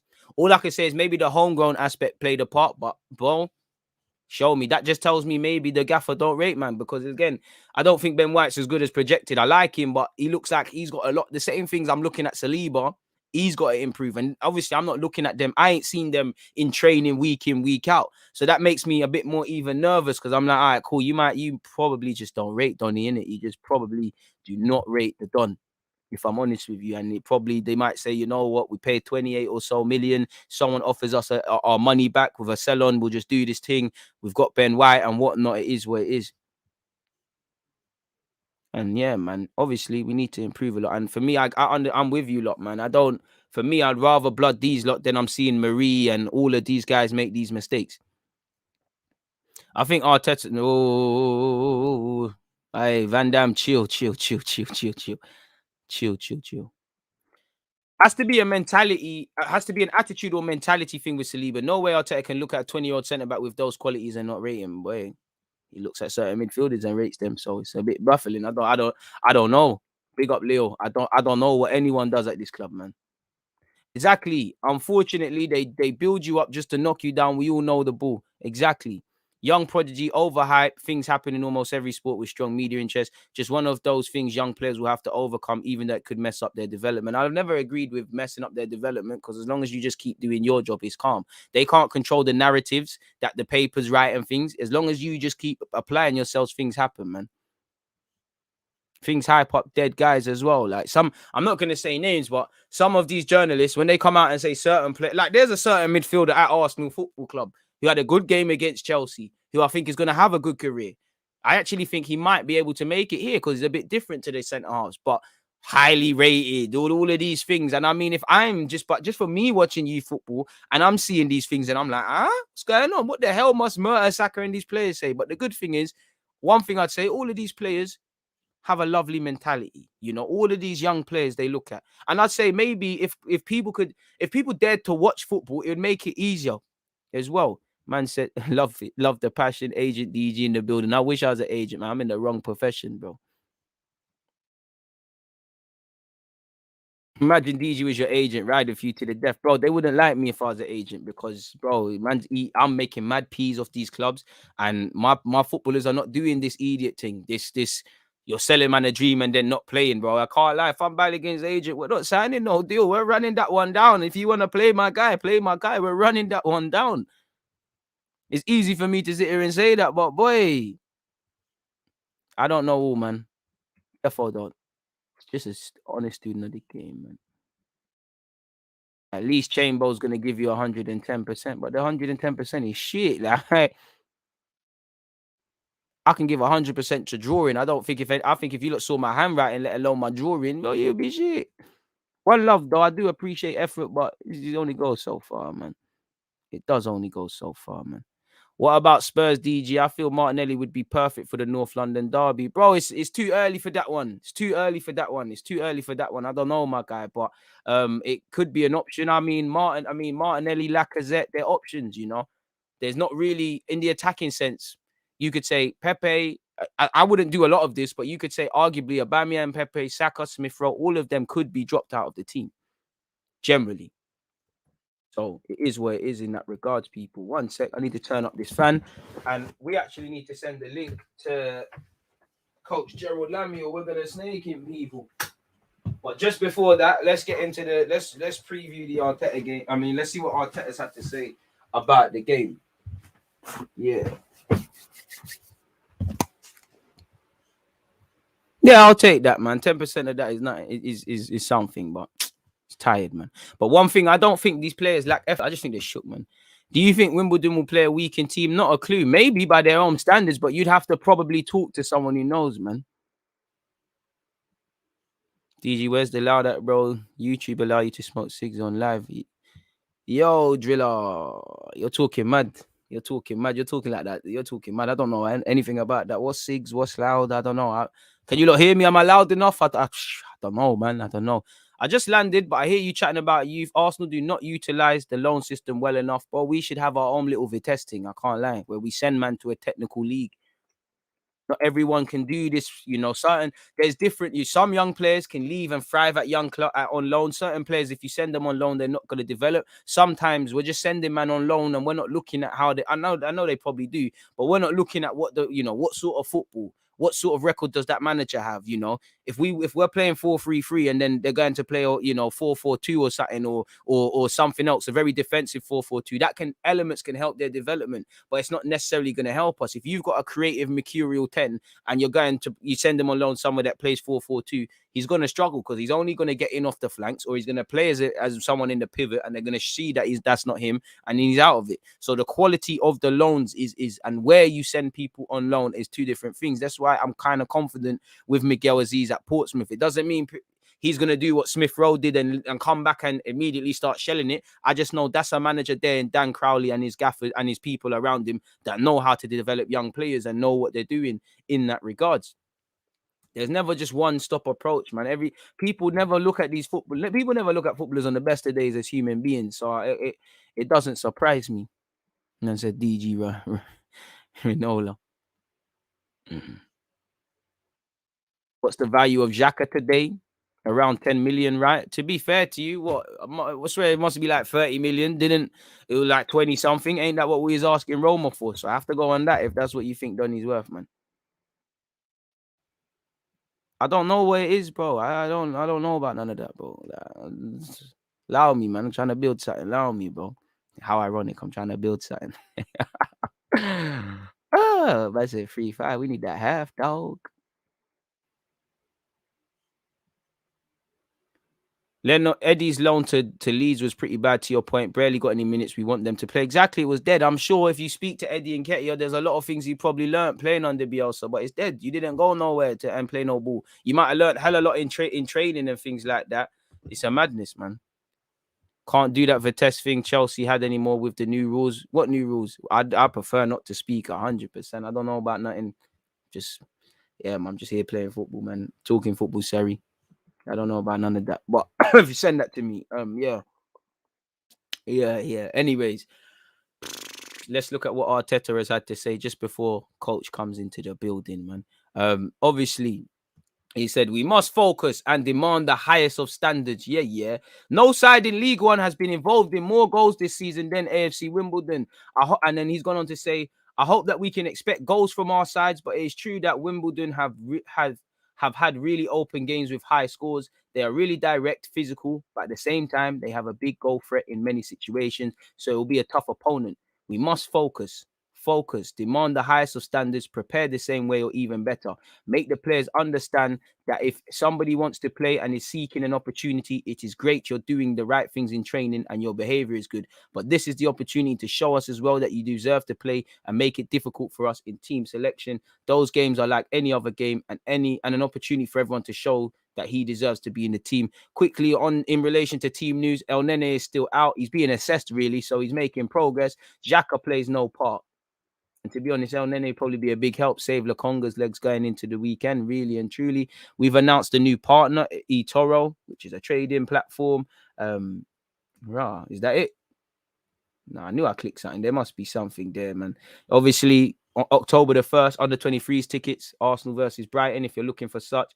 What has he said? You can feel the connection growing, that connection growing. He said, on asked on a number of things, he said, yes, I felt it. I felt there was some connection building, and I think they realize what they have done, and the players have to show their appreciation and gratitude like we did. That only brings more cohesion, more connection, more relationships, closer relationships, and that will strengthen the team for sure. He said, I'm really happy to hear that we sold so many tickets because the boys are looking really forward to playing at the Emirates again. Winning that game is the only priority right now, and we can think about Spurs and how special that is as well. Away from that, he said, we're building some leadership in this group, as you should when you've got Ramsdale, Odegaard, Lokonga, Gabriel, in my opinion. And a bunch of other players that I haven't said. He said, I think we're building some relationships in this group. It's a really young group with a lot of players under 23. Martin is the captain of the national team and Sambi was the captain at Anderlecht. Martin has this capacity to do it with his talent, taking the ball in moments where others probably refuse to. Again, yeah, exactly, because we've got some pussycats at this football club.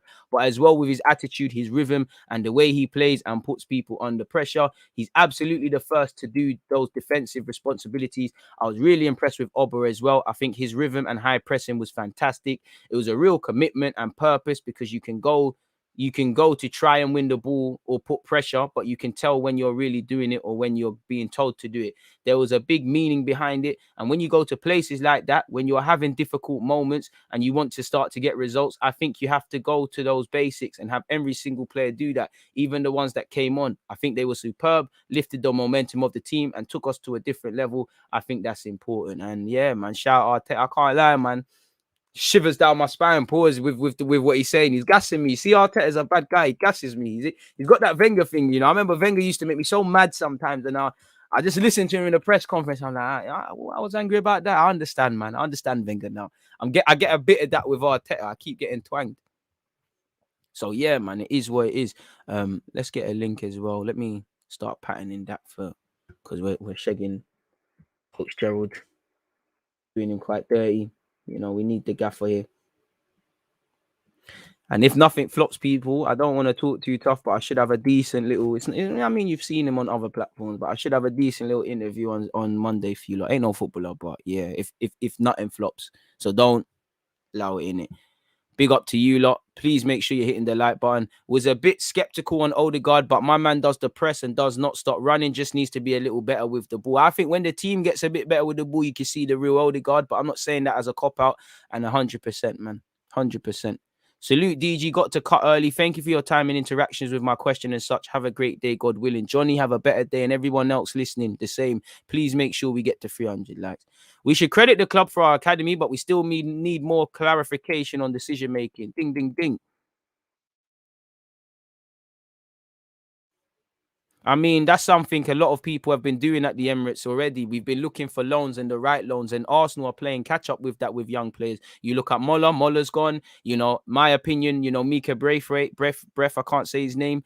He the guy that's playing for us, he'll probably go out on loan. Couple other players, you know, Akinola should probably go out on loan and could go out on loan. Oli Inca shouldn't be in the 23s, probably needs to leave permanently. Ben Cottrell, maybe when he's over all these injury issues, goes out on loan. I think For me, I'm not, you know, Aziz is gone. I don't think Patino, Amari, these little guys, these sort of guys need to go yet. Kiddo, maybe that's an avenue to discover, but I think that's someone I'd like to keep close, especially because we ain't got too many wingers, man. Do you think Smith Rowe is a better winger than he is attacking mid? Nah, not really. I see Gabriel as a future captain, so vocal and a presence in the team. It's between him and Kieran Tierney for me. Facts. Love, bro. Most underrated YouTube. Always interacting. My guy soon blow up. Don't know for the blowing up, but appreciative of that, man. Eddie needs another a season on loan. Yeah, but he's probably at that stage now. He needs to go to a club where you're permanently going to stay and permanently get opportunities rather than that now. I think, yeah, man. He's still young as a striker, but he needs to get it going, man. The goalkeepers do need to go out on loan. Where do we finish this season if we're going to attract some world-class players? Feels like that's what this team needs now. I think we need more players that just do the basics well. I don't know. Money talks, man. Respectfully, is Martinelli overrated? I hope Saka is rested for Spurs. If anything, I think Martinelli's underrated. I think he slept on again. But I do think fans were getting excited like they do with not too much base level to go off. And I do think they weren't talking about a lot of things. But overrated, I wouldn't say such people. Obviously, while it's lovely being here, please make sure you're all hitting the like button and them things there, folks. And also make sure you're here for Wimbledon. You know, my watch along. If not, I'd appreciate if you all sign up to Twitch and hit the like button on such. Can we loan out Arteta? That's probably what Man City are doing at this moment in time, my bro. It's time to get Gerald here as well. I'm doing him dirty.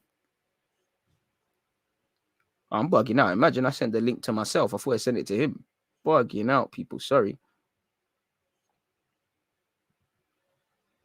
Where's mine, man? Done him dirty. My bad, broski. Thought, you know what? What's the point? What's the point? What's the point waiting, people? We might as well just do it 2 for 1 sort of thing. 1 sec, I'm still here, folks. In fact, 1 sec, people. I ain't had breakfast, so I'm going to get my mangoes. I can't even lie to you, lot.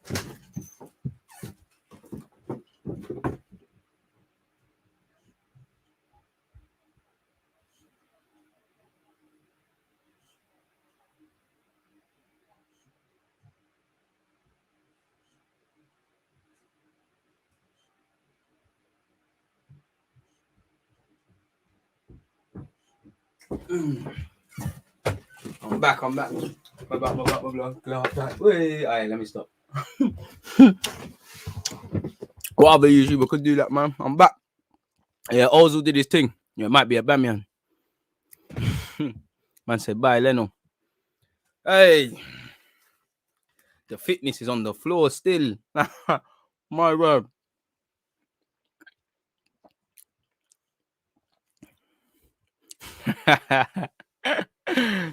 Martinelli is raw, but with a high ceiling.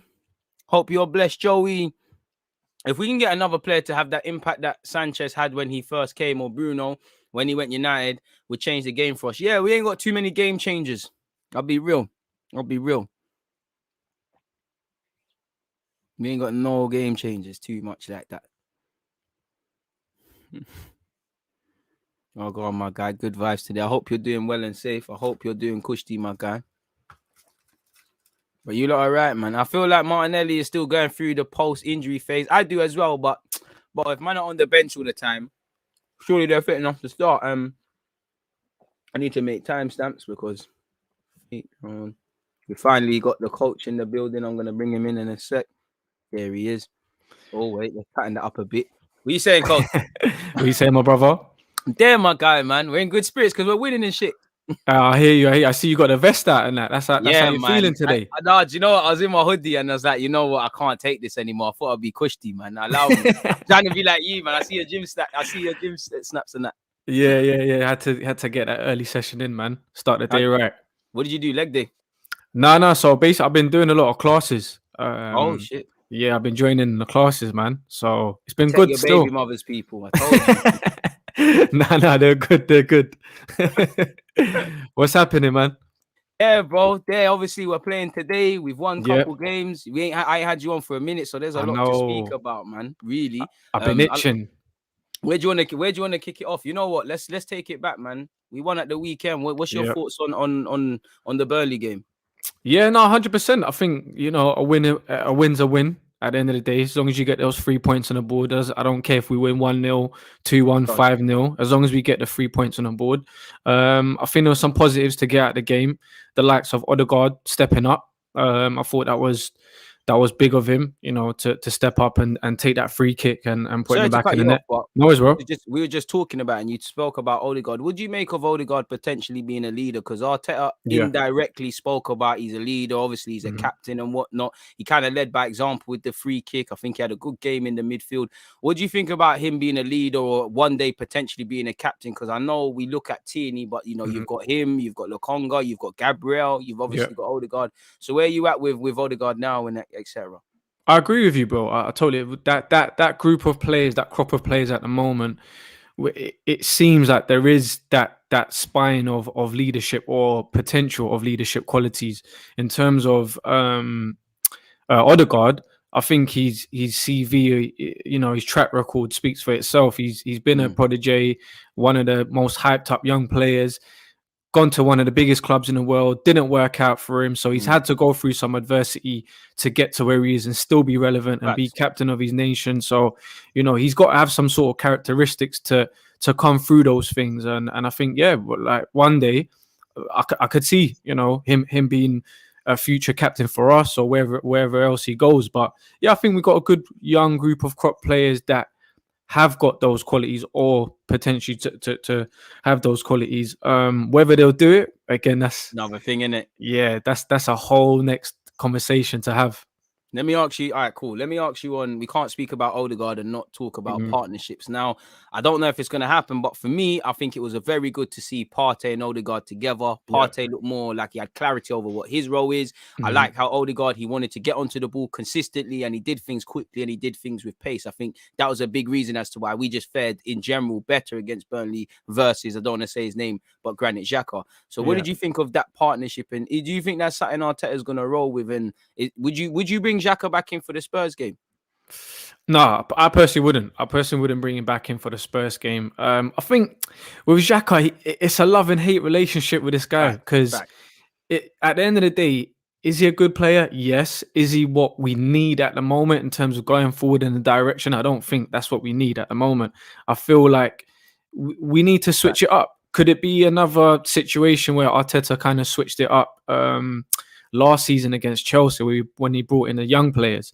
Could it be another thing where going forward, could we go with a Partey and ODEGAARD? For me, it works. ODEGAARD has got that the play of he plays a little bit faster than Xhaka. Xhaka's is quite relaxed. A little bit. Do you know what I'm saying? So, but I mean, going forward, I think I would stick with this at the moment because it is working. But yeah, I think Arteta loves Xhaka as well. So that's his boy. He's still vice captain, and that is not done. Exactly. So I can't see Xhaka going anywhere anytime soon. To be honest with you. Would you make a Ben White and Gabriel? Because obviously Ben White, he done all right, but there was them two moments. One that led to the pen, well, a perspective pen, and the one before that for me is that he was just too there was one incident, he was too casual. I think he got dispossessed by Barnes or something. Nothing came of it. So where you at with their partnership? Where you at with Ben White in general now? I think, it's new. It's early days. I think they still got time to gel. Still got to learn each other's game and whatnot. I did actually before I came online again, I actually watched the Burnley game just to kind of see again. Sometimes once your emotions, a couple of days later or a week later, you see a bit differently. I think it worked well. It worked well where Gabriel was cleaning up and Ben White was trying to play out with the ball and things like that. However, there is times, like you said, he is casual. There is a lack of concentration at times. I think he's not used to playing with a 2 at Brighton. He used to play with a 3 at the back. So I think he's getting used to being around new players, new system. Will he come good? I hope he does. I think going forward that is going to be a partnership of Gabriel and Ben White. I do like the look of Tomiyasu at the moment.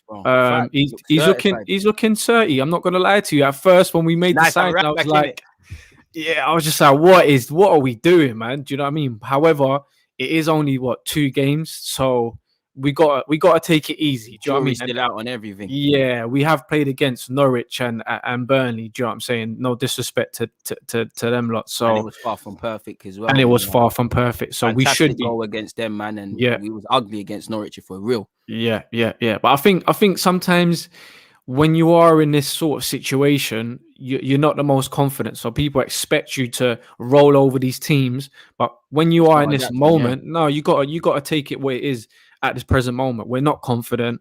A lot of the players are coming back. As we've seen, there's still players that are struggling to keep up with the pace, bro. We've only played 4 games in the season, and they're looking knackered already. And they're looking knackered that we played 36 games and there's 2 games left, bro.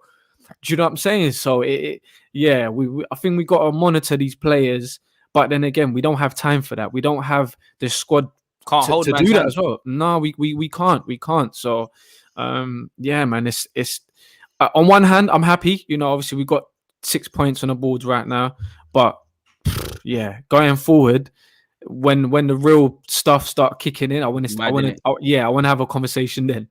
Starting against Spurs on Sunday. Yeah. What did you make of the game? In fact, before I get into that game, what did you? I even asked you about Ramsdale. What you made of Ramsdale? Because I think we were both had question marks over him. Yeah. I wouldn't say like you. It's been 2 games again. I'm keen to see what these guys look like a couple of months from now, because there's going to be periods of good or bad form. But so far, distribution looks good. Collects crosses. It's something I liked with Martinez that Leno can't do. And the biggest thing, he opens his mouth. Like, he's vocal. He's on this. We've got a keeper that opens his mouth. That's for me. But as someone like myself, he was not concerned about the sign of Ramsdale, but kind of didn't really get it. Where are you at now with these 2 games? Bro, I've got notes here. I'm moving like a journalist. Yeah. Now bring them, man. This is why I've got some notes. Do you know what I'm saying? I've got some notes here. So with the Ramsdale thing, I said he does look more assertive, especially with the crosses, and you know he knows the league. Do you know what I mean? Not to say that Leno doesn't. He's been here for a little while, but he knows the league. He's been in a dogfight. Do you know what I'm saying? He's been in a dogfight for relegation battles, Lone at AFC Wimbledon. He's been in the mud. He's been in the mud. So he understands. You know, like you got to work through this league. So my only concern is at the moment, like we just said, it's been Burnley, it's been Norwich. These are the teams he's used to slugging it out. How is he going to be against the Man Cities, the Man Uniteds, when, you know, we need him to be involved a little bit more rather than just, you know, collecting crosses? You might have to help us with playing out from the back a little bit more. At the moment, you know, the likes of Norwich and Burnley, they're not going to press us as much as a United would. And there's even been shaky moments in them games there, as if I'm real. Like, if you know I'm what I'm real, saying? like, so I don't want to be that person that's going to put it down or and everything, because obviously we've got 6 points so far. But just going forward, I don't want us to get to another big game and it's the same old story, which you know what it's going to be, DG. You know what conversations we're going to have throughout the season. We're going to say the same old things that we say in every live stream. Somehow we make it, we last long talking about the same old things, just rambling like some old men. You're right, fam. So, you know, but so far, I think there's been promising signs. There has been signs of, you know, concern. But at the same time, like I said, they're new to the system. They're new to the club. It's going to take time for them to adapt, you know, get used to Arteta's philosophy, whatever that is at the moment. You know, I think he's developing, like he's got new players. Let me ask you, do you see it building now? Because on one hand, you know, you look at that back five, to play devil's advocate, Ramsdale, there's a bit of camaraderie there. We just spoke about the centre halves. You got the right and left back. I don't know if ODEGAARD and PARTEY are going to be it, but it looks like the spine. I do see Tomiyasu being quite narrow, Tierney thriving. Obviously, when Xhaka's not quite there, I don't think Tierney's ever going to fly forward as much. But do you kind of see things building? I say that off the back of, like you said, for me, a bit of the negatives with the Burnley game.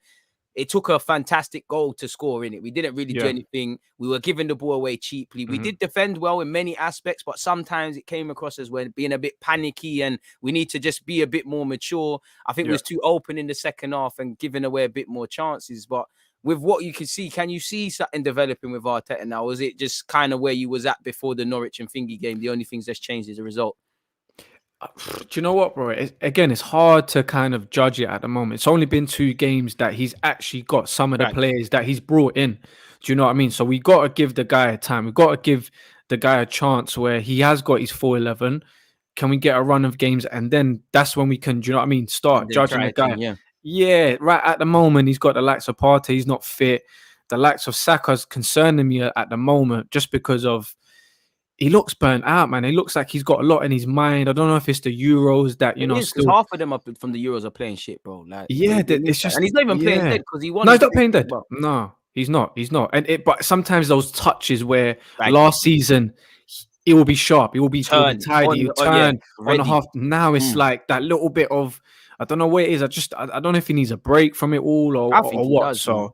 I think, but again, would you drop him for the Tottenham game? This is the wickedest thing where it's testament to Saka, but it's testament to where we are as a club. It's like, I think he needs a rest. Now, obviously, I don't play him at any capacity today, but it's like, it doesn't fill me with health moving him. I know there's a lot of excuses, the left and the right. He looks better on the right. I prefer him on the right, but I think, and you remember, many Arsenal fans used to say, what do you mean Saka on the right? He can't play on the right. It's all a left wing and all of that. I just think it's one of them.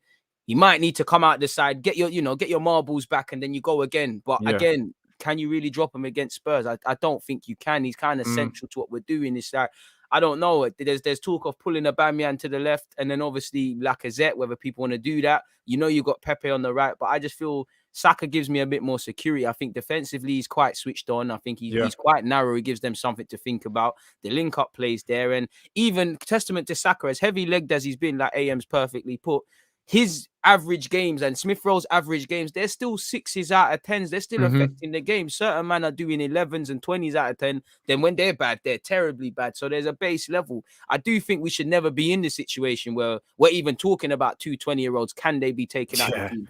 Like, would you make a Smith Rowe as well? Because we focused on Saka. I just brought Smith Rowe into this. Yeah, bro. Another one on my notes. Smith Rowe again. Someone that read off the notes, bro. Bro, the thing is now we have to put him in an equation where we're expecting things. As much as he's young, he stepped up. He's got the 10 now. He's got that new contract. You know what I'm saying? He's got to take some responsibility within this young squad as well. Like, for me, I think he gets in good positions. I think his finishing needs to improve.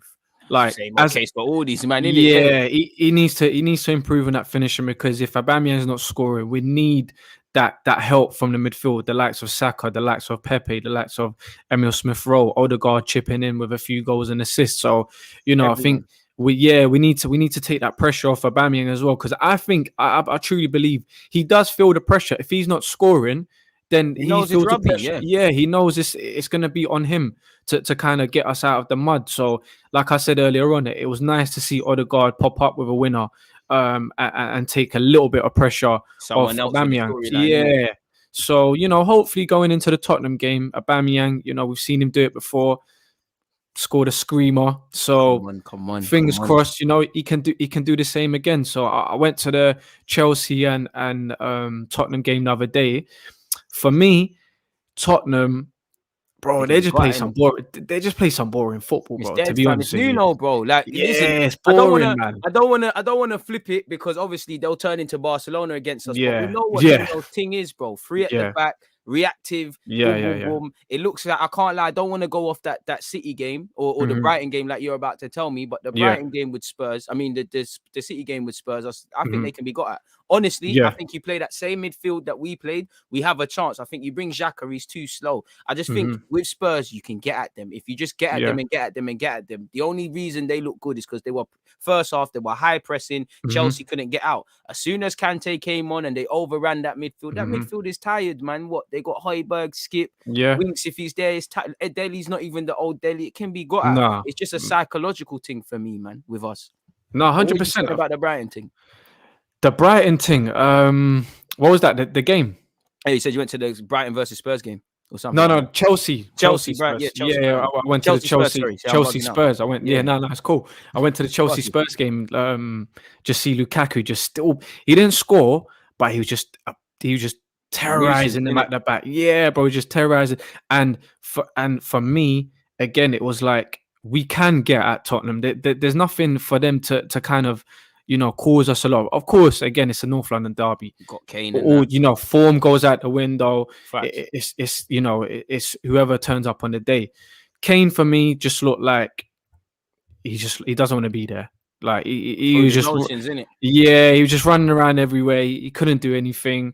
Like, Chelsea, it was men against boys, to be honest with you. So if we do come, on that tip, I don't know. We won't come on that tip. I know we won't be coming on no men versus boys stuff. Yeah. I know, but I hear you. I fully feel boys where you're versus going with boys. this. But do you know what I mean? If we do approach the game similar to the way Chelsea did it, because we don't have the same players, but we can go at them. Do you know what I mean? So yeah, my man said Kane scored. Yeah, I wouldn't. I mean, we all accepted Kane goal. We all accepted that, or Son gonna get a penalty or something. But we should be. I don't know. I don't want to say we should be winning it. I'm actually even more scared of Spurs because they lost their 2 games. But I want to see a performance, as you said at the start. One love for beating Burnley and Norwich, but now this is a game where I still won't get too gassed because it's not a full strength Spurs, but this is where I see some credentials now. This is where if Tomiyasu, if Ramsdale, if Ben White, Gabriel, Odegaard, this is where if you man are controlling, then it's calm. Because even last season, there were elements, you know, we beat United, we beat Chelsea a couple times,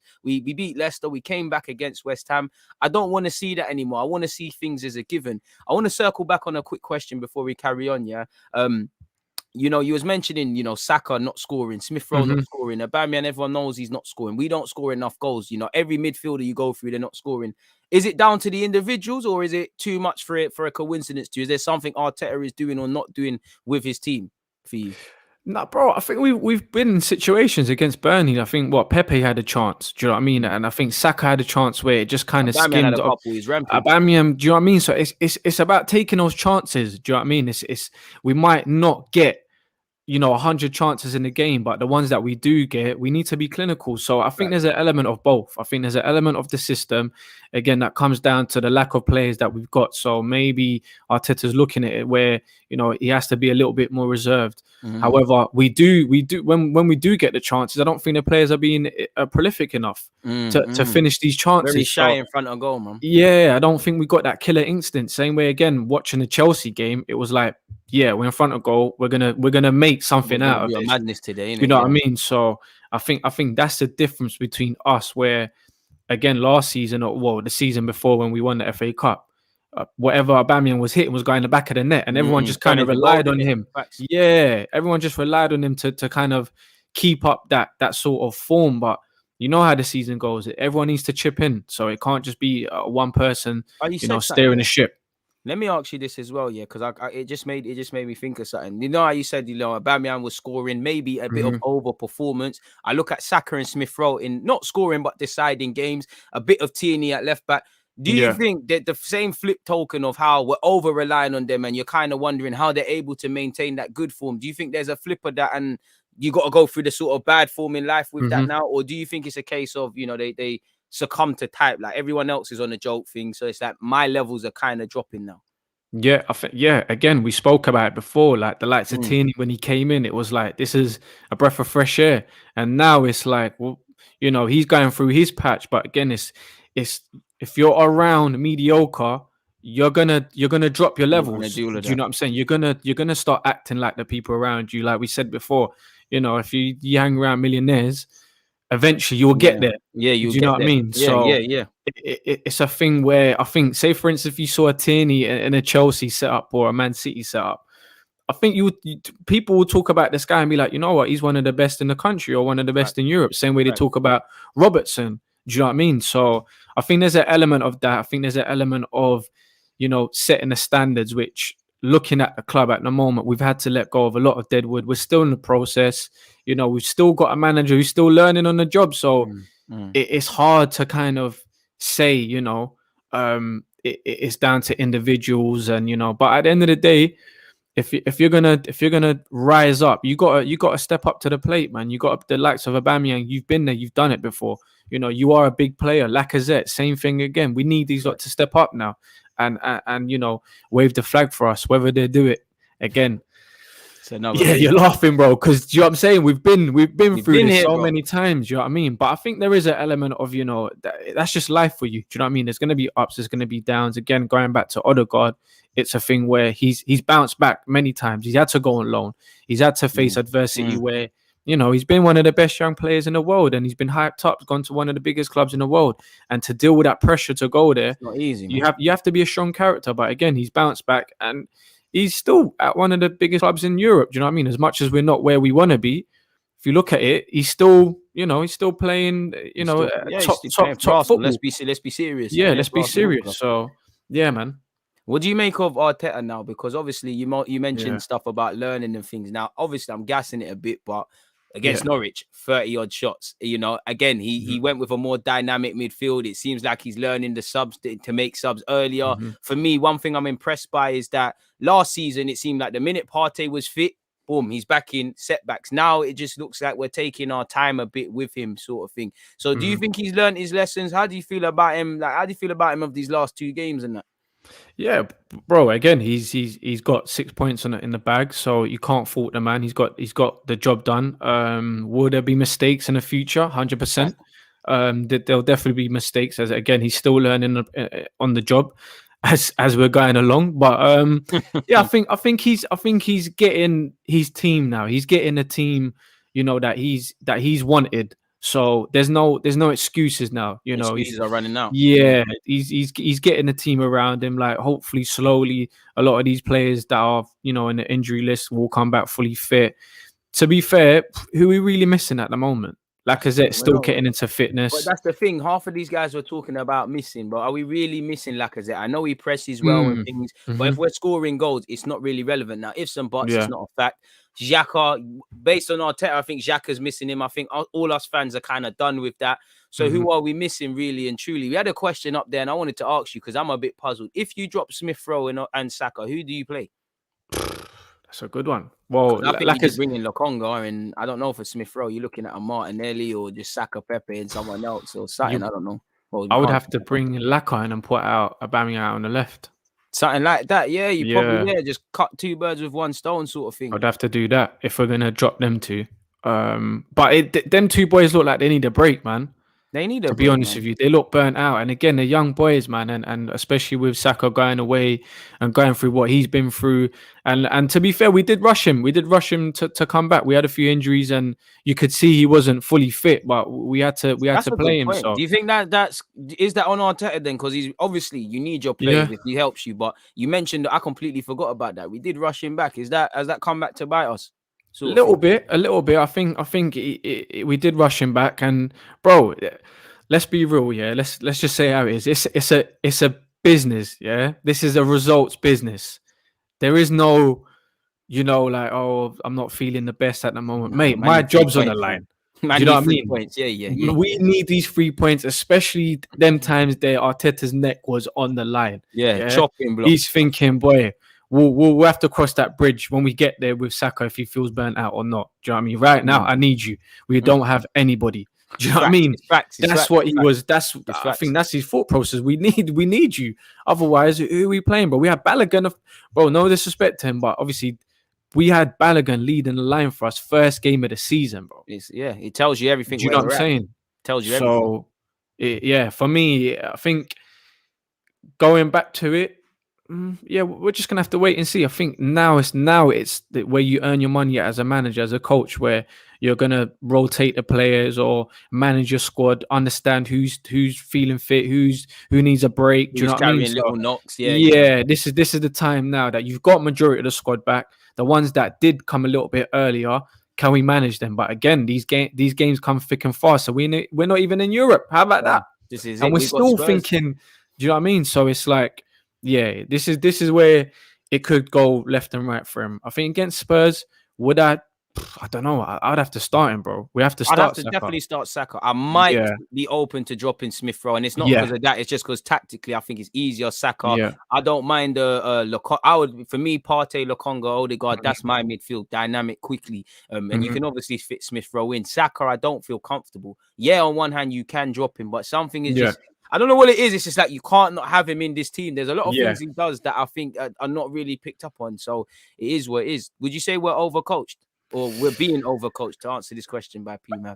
Yeah, do you know what? I think obviously Arteta, he's so eager to showcase his skills. And there is at times where he overthinks things and is very similar to a Pep, where it's overthought at times when it doesn't have to be. Too So complicated, isn't it? Yeah.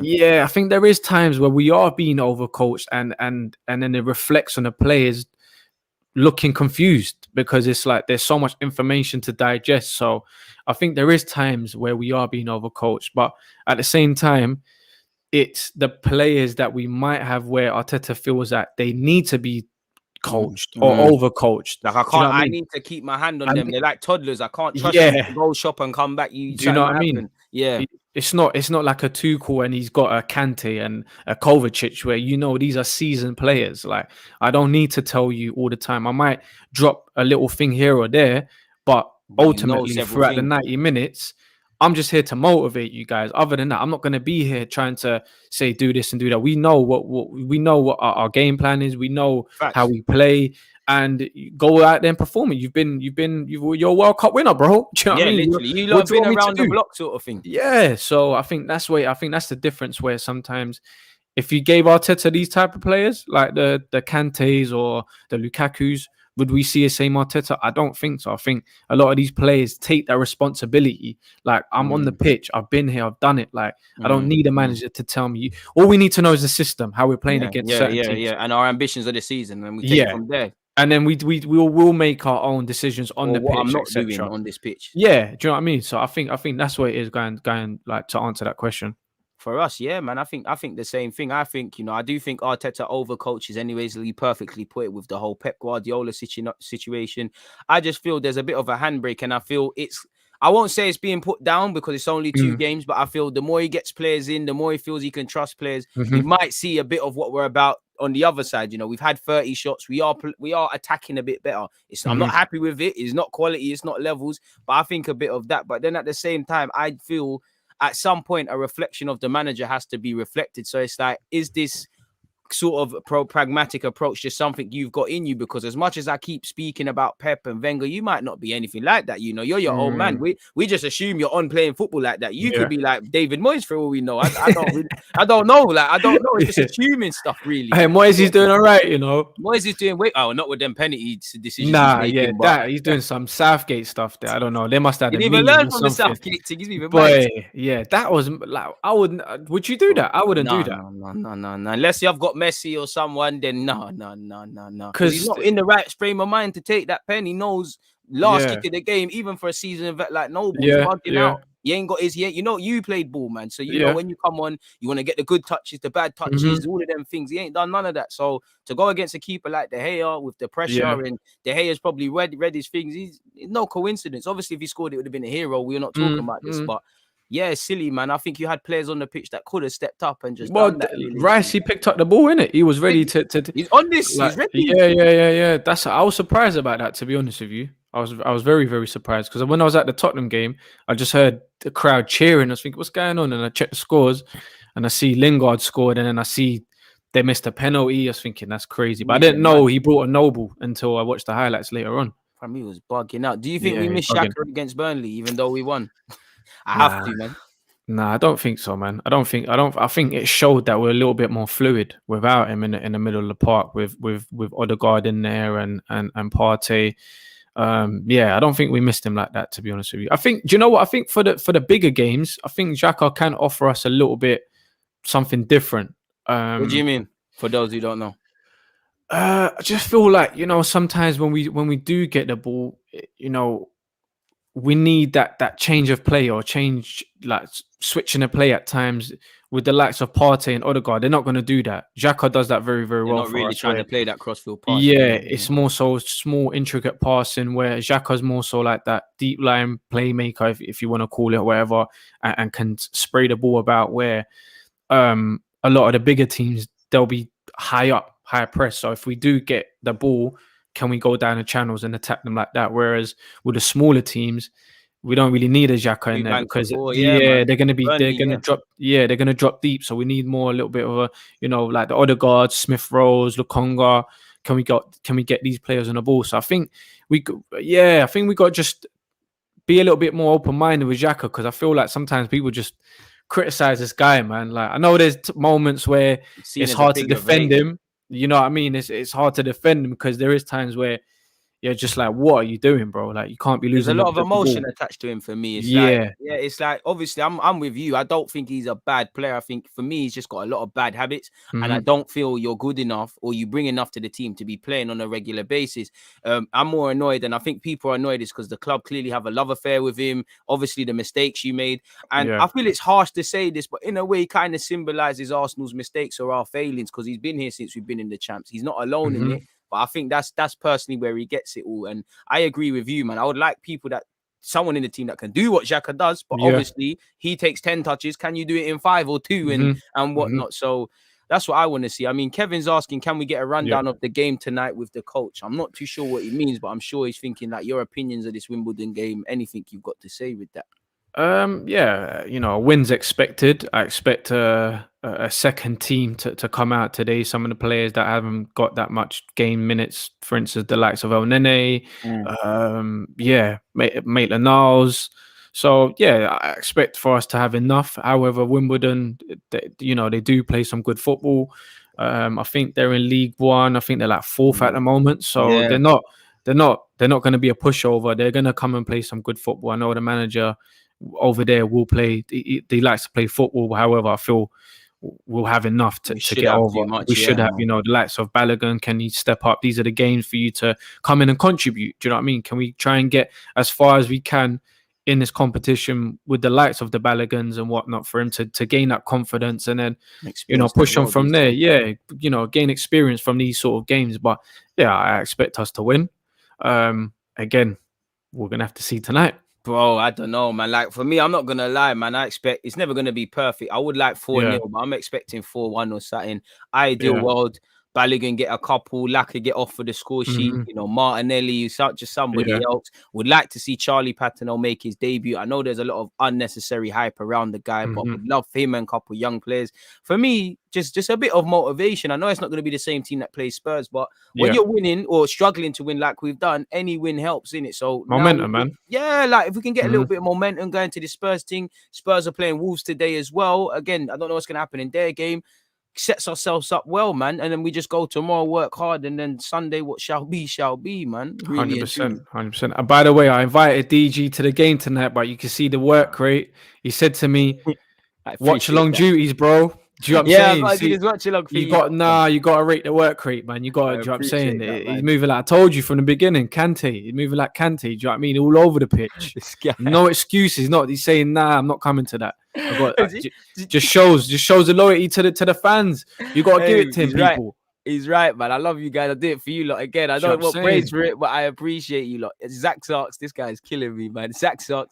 Any particular players, if they play well, throw a spanner in the works for the Spurs selection. I think he's moving about today. Me personally, I wouldn't say too much unless Balogun or Lacazette does a madness, then I'm like, yeah, all right, cool. But I can't imagine so much because for me, I kind of think I'm picking the same team against Burnley. The only question marks, like you said, do we drop Saka? What happens with Smith Rowe? Obviously, move Aubameyang to the left, bring LUKA in, maybe just drop Aubameyang full stop. It's just them sort of things for me, really. I wouldn't say anyone could throw a spanner in the work for me, really. But what about you, man? Yeah, bro, I echo what you just said. I think in terms of if anyone was to do anything, the likes of Lacazette, if he does and even if he doesn't do a madness, if he does well and he gets a brace or, and he leads the team well tonight, if he does start, I think we'll just look at, changing Smith Rowe to LUKA, putting Aubameyang out wide and putting LUKA down the middle. I think that's the only thing that I would kind of change from the Burnley game. Other than that, I'll keep it the same, man. I think, do you know what it is? I think we need to get a rhythm and a consistency of a lineup. Like there's a lot of chop and changes we need to kind of just get that solid foundation of you understand that this is, other than 1-2 players, changing now and again, we got the same sort of foundation. Do you know what I mean? But then again, injuries don't help. You see in the likes of Tierney just going down again, like you got Partey, Partey. So it's hard. I get it as well. As a manager, you want that rhythm and you want that consistency, but it's hard when you got players you're dropping down like flies every 2 minutes. Do you know what I mean? So it messes up with your preparation and. But again, this is all part of being a manager. He knows the role. Like you're not going to get a perfect 11 every week. Do you know what I mean? So you hope for that to happen. But other than that, back to that question. LUKA in for Smith Rowe. One name that's I think both of us forgot. What about Leno?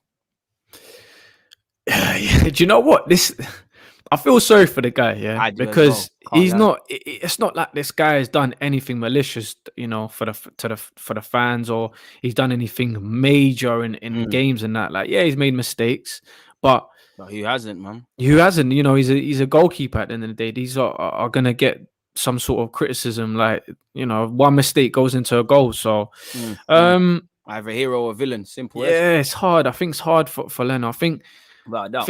we gotta be patient with him a little bit and just kind of see where he's at. I think obviously at the beginning of the season it showed that I think he wanted to leave. This is why we did make, you know, Ramsdale sign, and other than that, I don't think we would have made a big 30 million sign. We might have got like a Matt Ryan again, and do you know what I mean? As cover, Johnson but from West Brom, who is linked to well, one of to them. be fair, yeah, he's decent. Yeah. So I think there's clearly something going on where he doesn't feel comfortable at Arsenal. So yeah, I think come January, if we can get something for him and he wants to go back to Germany, then I think we should do it, man. That set me up perfectly. I was just about to ask you, where you just answered, would you sell him? Where are you at with the club though? Because on one hand, obviously Arsenal make things harder than it needs to be. But for me, you've known for a while Leno wants to bust out, right? You know Ramsdale, you're bringing him to be the number one, yeah?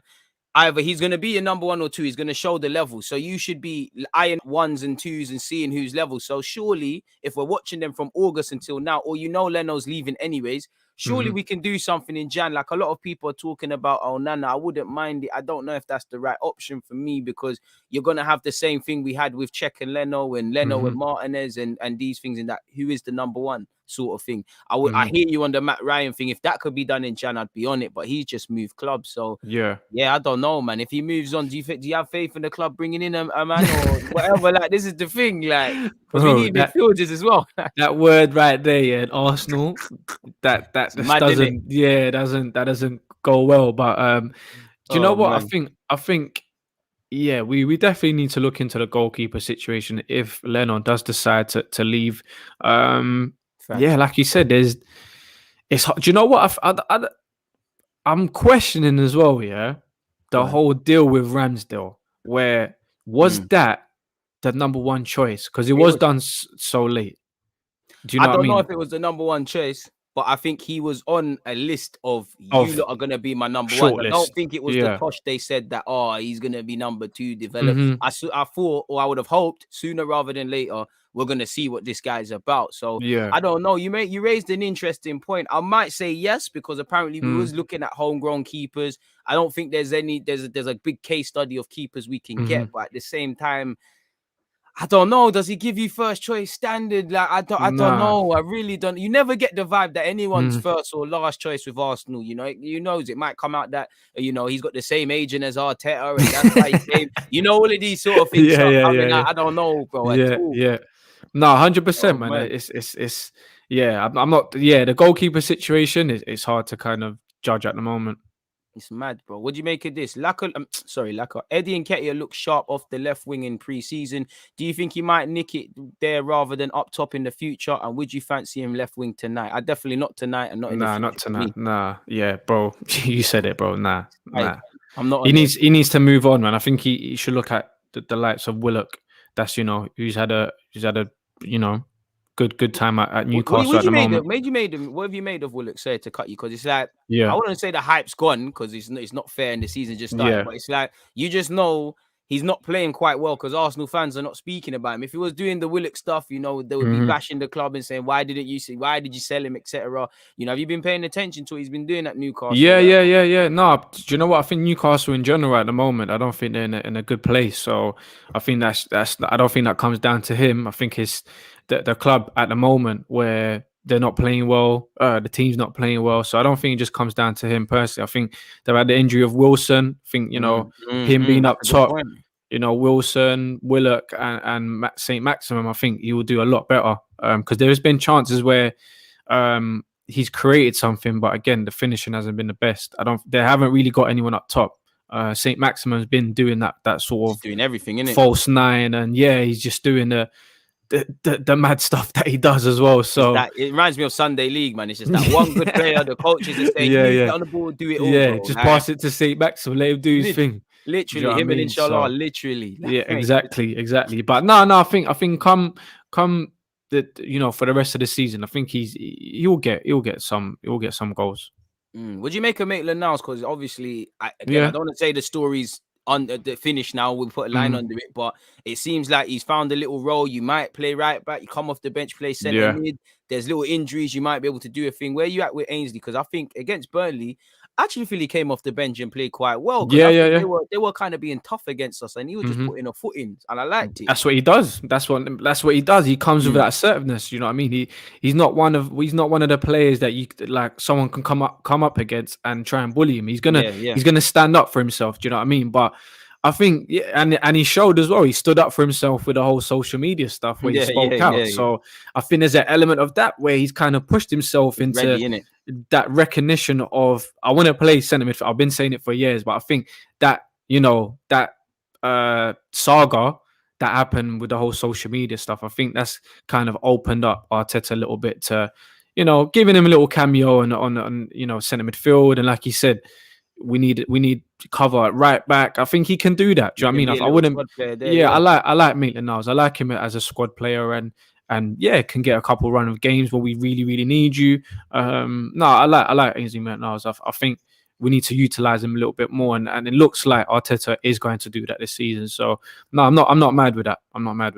To play devil's advocate, do you think it sent a bad precedent? Because obviously, we don't want to see every week someone moaning on socials. But what's to say Nelson come out and moan on socials, and then man might get my little place, or Eddie? Do you think it's a bad sort of bad scenario, or do you think it's an isolated incident that potentially had many more layers, and we just know the social thing?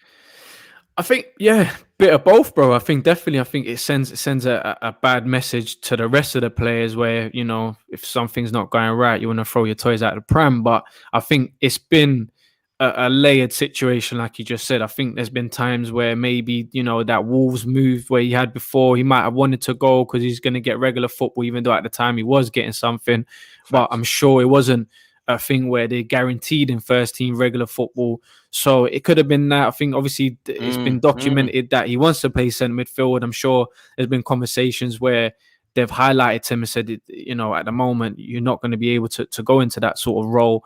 So then it's been the thing where, well, let me go sort of thing. Do you know what I mean? If you're not going to accommodate, free me up. So let me keep it moving. Whereas they've looked at it and thought, you know, he's a good utility player. You know, the likes of Milner and whatnot, where he can play different positions. I'm not saying he's Milner, but I'm just saying he can play different roles. You can be a good player. And he can do well in positions. Do you know what I mean? So he's the same thing with Milner. He can go left back, right back, centre midfield, like wherever he's called upon, he can do a 6 out of 10, 7 out of 10 job.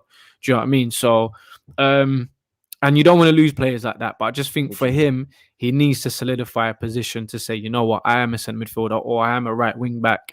But I think he just wants to play that centre midfield. I don't know. Yeah, I think he does as well. And I don't know, man, because for me, between January and the summer, I want 2 centre mids. I think we're lacking. I think you get 2 centre mids that are a bit more glamorous, and then they will be phased out. You should phase out Xhaka. I think the 2 centre mids, LUKA and Partey, Odegaard being able to play their Smith Rowe, I think I'm good there. You know, I think we're cool at right back. I think in the back of my mind, you know, if Ainsley's going to show he can play right back, we've got someone, or we need to look at someone else in case something happens to Tomiyasu. We just spoke about the goalie.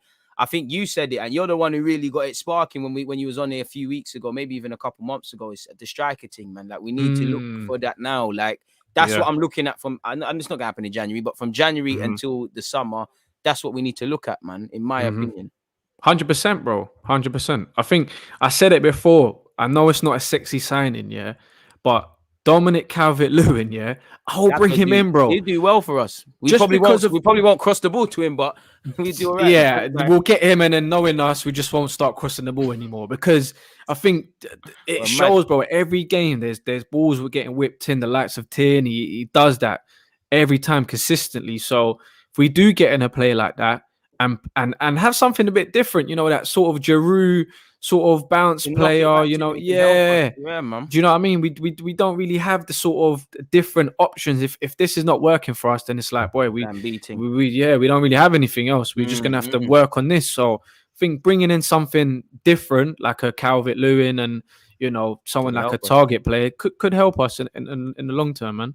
Why do you think nobody gets on the end of these crosses though? Because you just made me wanted to ask you. It's like you said it. Tierney puts a number of crosses in. I can't lie. I've seen it with Aubameyang, with Lacazette, with everyone. It's like no one wants to score or nobody's reading it. And I have a hard time understanding that as Arsenal fans, because definitely under Wenger, 1-2s and third man runs is all lost. You've even seen that in a couple of build-up plays to some of the goals last season. So it's almost like nobody. Why is it that no one wants to? It's like the text has a sender, but no one wants to receive it. No one wants to put the ball in the net, bro. I think, do you know what it is, bro? I think it's the transitioning from attack to defense. I think we've been caught out too many times in the past where, going back we've struggled. Going forward, we've been all right. Do you know what I mean? We've been able to create, and I think it's that balance of understanding. Like if we do lose the ball, is that transitioning is not as quick as you'd hope that for it to be. So I think that's why we're a little bit more reserved without putting too many players. Because when I did go over the Burnley game, there was a time I think it was Tierney crossed it in. I can't remember who it was, but someone crossed it in, and we had like 3 players in the box against 7, and Burnley 7 as well. That and they're huge. Yeah, do you know what I mean? They got units there as well. Literally. At the back, so it's like understanding when to do this and when not to do this. But again, like I said, it's like we have one game plan. If that's not working, it's just like, well, that's all we have. So let's hope it continues. So I think that's where it is more so the Arteta looking at it and thinking, you know what, we've been caught out too many times before in the past. So let's keep it a little bit more reserved, players outside the box. But then again, if that's going to be the case, why are we getting the ball and crossing it in if no one's going to be there? That's what I don't. Do you know what I mean? I don't know, bro. I don't know. Like on one hand, I have to assume what I'm seeing, considering you've been here for 2 years now. This is what you're on. But on the other hand, a part of me thinks there's no way Arteta playing under Pep with Wenger. There's no way you can look at, and just damn right, anyone who's got common sense. There's no way you can look at this squad and the way we're moving and think it's sustainable. Like even these 2 wins, I'm not trying to be a Demi Downer, but it's not sustainable. We're not going to be able to do the greasy thing like Burnley. Like I know everybody's heart's in mouths when VAR happened. There's going to be incidences where the same thing happens, but VAR doesn't save us. Or, Norwich do score where, Gabriel and Cedric don't slide in and make them important things. So it's like, I still think the whole team isn't singing from the same hymn sheet. I think a lot of it is coming down to midfield, and I know we've written one conclusion with we've got Ramsdale, the back 5 is calm. I would say we kind of know who's going to play up front at this moment in time. It looks like Aubameyang, it looks like Saka. It looks like Pepe is being given opportunities, but for me, it's that midfield. It's like, we've done the Xhaka and Partey thing, and I think still that's his first choice. Me personally, I would like to see ODEGAARD and Partey. I'm actually more for it than I was seeing it in the initial announcement and whatnot.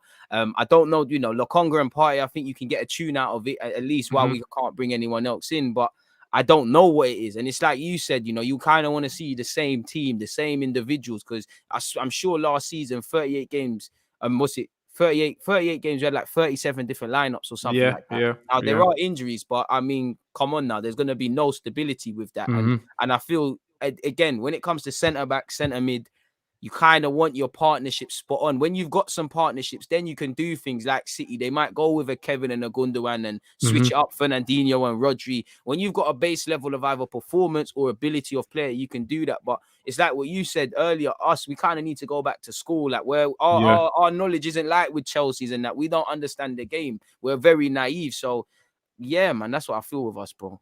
Like, bro, you hit the nail on the head, bro. Like I'm scared, that's what it comes down to. I think again, everyone's excited that we won the first. I mean, these last 2 games, which like let's celebrate. Do you know what I mean? You can't just always look. Yeah, it's a win. We can't always just be on a Debbie Downer and just think, this is the. But we have to be realistic as well. Like when we don't want to go through the same things again. Let's tackle the issues from now. So going forward, we're not coming across these again. Do you know what I mean? Or if we do, it's little tweaks here and there. Do you know what I mean? So I think that's what it is with us, man. And I think Wenger, if you want to talk, no, before that, yeah, you spoke about VAR, yeah. That incident with Ramsdale and Ben White and whatnot for the penalty, I thought that was going to go against us because VAR. They're never for us. Never for. But I, on the live stream, I said it's 1-1. It's done. Nice. We've messed it up. I was gone. Like I think God touched us yesterday in that game, but I don't know how we bust that. It was mad. And if say for instance, if it was a penalty, we finished the game 1-1, where you at with Arteta? That's it. I'm not going to sit here and lie. I'm not going to be as positive, you know. Again, Yeah. it'll be a bit harsh because I'm blaming individuals' mistakes, but then I have to say, well, that's your 50 million pound man, you know. That's your 30 million Ramsdale. You know, we didn't kill our chances because that's the first thought that went through my head, bro. We needed to score more. Like as Arsenal fans, we know this 1-0 to the Arsenal. Them days are gone. It's not sustainable. We don't kill off games, and I feel in that first half, Burnley were there for the taking, bro. We just didn't finish them, and that's the thing that scared me. And that's where I was looking at Arteta. And you're right. Like I actually feel, that's a good question to ask me. Where I'm at with Arteta, I honestly don't know. Because on one hand, not too much has changed because we're still in the negative. We've still got more defeats than wins. I still don't really see a system and things, but obviously, I'm going to be a bit more positive. We've got 2 wins. We've gone to Burnley and put a decent performance in comparison to how we've been. But the jury's still out. I want to see what you're on with Xhaka. Like you said, there will be games. You can throw Xhaka in and do his thing. But I want to see if Xhaka walks back into this team. I want to see how this defense keeps developing. I want to see, I can't see it, but I want to know that after that Burnley game, you've pulled Ben White to the side and said, listen, bro, I like that you like playing with a ball. There's time and a place. Be a bit more switched on. Remember, you're a centre-half first and foremost. That's the sort of thing I want to see.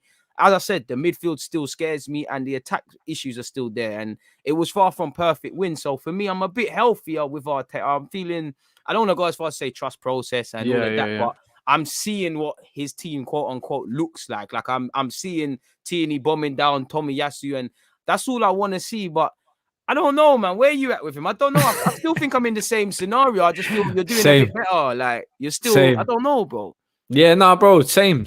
I'm like, he's showing a little bit more of that freedom to some of the players because some players have come back. But yeah, we got after these 10 games, we got to take it in and be like, where are we actually at with this guy? What can we do going forward? Because I need to find out games on that, man. We need to seriously think. But again, I don't think he's going to get the sack this season, bro. If I'll be real honest with you, I don't, because the minimum is if he just does what he's been doing in like what we've been vaguely talking about, where you can see a DNA. I think that's your only thing. I think if you get to wherever and we don't know what this Arsenal team's building blocks are, I think that's where you get the sack. I don't think your target is Europa League, Conference League, Champions League. If you can't get that, you're gone. I think the only thing that will change things, obviously, the sentiment can change. It did look like he might get the clip a few weeks ago. The results are the only thing. Obviously, if the results are really poor, you can't save yourself, bro. Like, I think that's it. So I don't think he's getting sacked at all. No, neither do I. I think if he does get sacked, I think him and Edu need to go. That's not it. Just one, not just one or the other. But who do you reckon goes? Because for me, I think they're not going to sack both. I think if anything, Edu will go before Arteta, bro. I believe so as well. I agree with you. I think if anyone's gonna go, I think Edu will go first before Arteta. All right, boom. So look at these games now to round this up now. Yeah, obviously this is the end of September, people. We know we've got Wimbledon. You know you've got Spurs. So let's count it from Spurs. Spurs all the way to October, right? Spurs at home, Brighton away, Palace at home, Villa at home. Obviously, let's skip out the cup. Leicester away. How you feeling? They're all tricky games and games where we have won times, but games where they've been scary. Where you with that fixture list and that? Yeah, do you know what? When you break it down like that, when you look at it on paper, you're thinking there should be games that we should be winning. However, Brighton at the moment playing some really good football, high in confidence. We've gone to Brighton before. It's like we're competing with these guys at the moment. Do you know what I mean? So it's like ex-player Welbeck might do something as well. You know how it gets. Yeah, he's that guy at the moment. He scored again. Basuma always puts in a performance against us. Like he's always trying to impress us. So yeah, I think that game scary. Ben White, welcome back as well. Ben White, welcome back. So yeah, it could be a tricky one, but I expect us to win. I expect to win out of that game. Do you know what I mean? Yeah, I think we should get something out of it, but I can't believe I'm saying this. A draw, bro, against Brighton away. I'll take it, bro. Real talk. You know what it is? Because the Amex doesn't. It scares me. So does Palace at home. Palace home and away is a game in recent years scares me. I'm not really. Vieira coming back as well. This is what I'm saying, bro. He's gonna want to do his thing. You know, the likes of Gallagher, Zaha is always doing dirts against us. Exactly. So it's gonna be again, but I expect us to win, bro. I expect a win. You Do you know what I should be mean? winning. You should be winning. Like, obviously, Brighton are flying high. They're in form. I think they're actually top 4 in the Prem right now. They Palace are, are yeah, Palace. yeah. Hopefully, Vieira can give us some points. We got smacked against Villa last season. I hope we put that right. Like you said, it's a game we should be winning. Yeah. Leicester away, somehow we won there last year. But again, Leicester away is gazy, people. It's gazy. I'm scared of that. And then if you look at... Go on, bro. Sorry, bro. Do you know what? Out of that list, I feel a little bit more confident going to Leicester. They've been a bit shaky this season. One, they've been shaky, but two, they always they try and match us, innit, when we do play against them. So it's like we can outplay them. But I think with other teams, they kind of they know how to rattle our feathers. You know what I mean? That's why I'm scared of Brighton, because for me, I look at the Brighton. Sorry, people, for keep scrolling down. I want to talk about November in a sec, but Brighton, street smart, set pieces, boom, is scary. Naive team against a street smart team and Gaffer. Palace, they're just been a bit of a bogey team. Villa, I'm thinking more so about last season. I feel you, but I'm scared of Leicester. I know we 100%. They've earned that respect for me. I'm scared. They've been better than us, innit? So it's a big game for me. The same way I look at City and these teams, I might be exaggerating. I'm scared. Watford, we should be winning, but Watford's always a little booky team against us, where if we win, it's a bit shaky. But Troy's not there no more, man. Troy's not there, but he probably give the team talk about cojones and that. Like Liverpool away, shook. Yeah, right off. Look at November, bro. What do you reckon? Obviously, we're gonna go down to September, but October we've done it. November is Watford, Liverpool, Newcastle at home, Cristiano Ronaldo brace away. Do you see Arteta surviving this so far? Like, if things go left, it can get long, bro. Yeah, no, after... Boy, I think October will be his fate. It will be his fate, like, whether or not he's still going to be here or not. Like, because that, like, going through that list, like you just said, the Brighton game's not going to be easy. Palace game's not going to be easy. Villa... I know we lost last season, but I don't know, man. I think we can, like, we should be beating them anyway. See, the thing with them sort of games, it's like it's these sort of games where we might, Friday kickoff, we might just start shaky in them 10 minutes. We're 2-0 down, then it's 2-2 or it's 2-1, and we say, well, if we didn't do that in the first 10, it doesn't mean much because we haven't got 3 points. Leicester is Leicester. Obviously, God forbid, there might even be little injuries and whatnot, throwing spanners in the work. November is where I think, like you said, sorry. October, I think if Arteta P's about, he's gone. But for me, I look at this whole through end of September all the way to December. It looks gazy. There's no run of games for us. Like what? Liverpool away, Newcastle at home. Right off. Yeah, bro. United away. What we won there last year. Ain't won too many times. Old Trafford recent. Wait, Arteta's got Ollie's number, bro. Ollie ain't beat him yet. I know he's talking about Ronaldo and whatnot, but boy, I don't know. I hope that continues. And then what? We lost it. I've got no faith at Goodison Park because we lost to them last season. Southampton's a bit of again, like you said with Villa, we should be winning. But they're not the same. They're not the same, though. We got your local region, West Ham United. The Hammers, like you said, Moyes and that. Bro, Leeds. Yeah, that. Ellen Road last season, obviously we did well to get a point with 10 men, but it was still long for us. It scares me generally. And then obviously, provided we're still in that Carrow Road, I think that scares me. Wolves should be winning. Yeah, bro. I honestly believe I said it then. If we played Norwich, the game we just beat Norwich, if we played at Carrow Road, I think we lose it because I think that 12th man get on top of us and whatnot. We should be winning because Norwich have been terrible, but I'm shook at them teams, especially when we're around December period where obviously if you want to stay in the league, you have to be doing something, or if you want to get a move, you need to do something. So it scares me, but you should these last 2 games, you should be winning. Now January, bro, like who's to say he's gonna get out the year, bro? Man's got 6 at the beginning of the year. What a way! And then you've got Spurs. Oh, Tottenham straight away after that as well. I'm saying, obviously, a lot of this is probably gonna change if we're in the cups and yeah. But bro, look at that.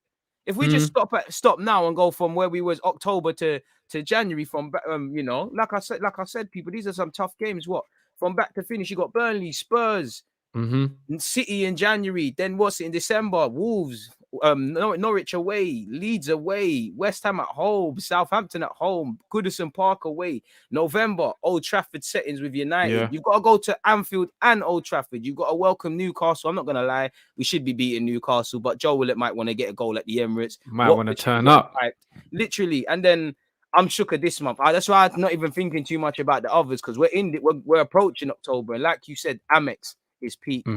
It's long, bro. That's gonna be peak. I was there the other day to watch the Brighton Watford game, yeah, and yeah, atmosphere is nice there, man. Like they get behind the team. Is it small thing? Like they're all next to Is each other. yeah, Like, it's which is quite where I get scared. intimate. Yeah, it's quite It's intimate. scary. The fans get behind the team.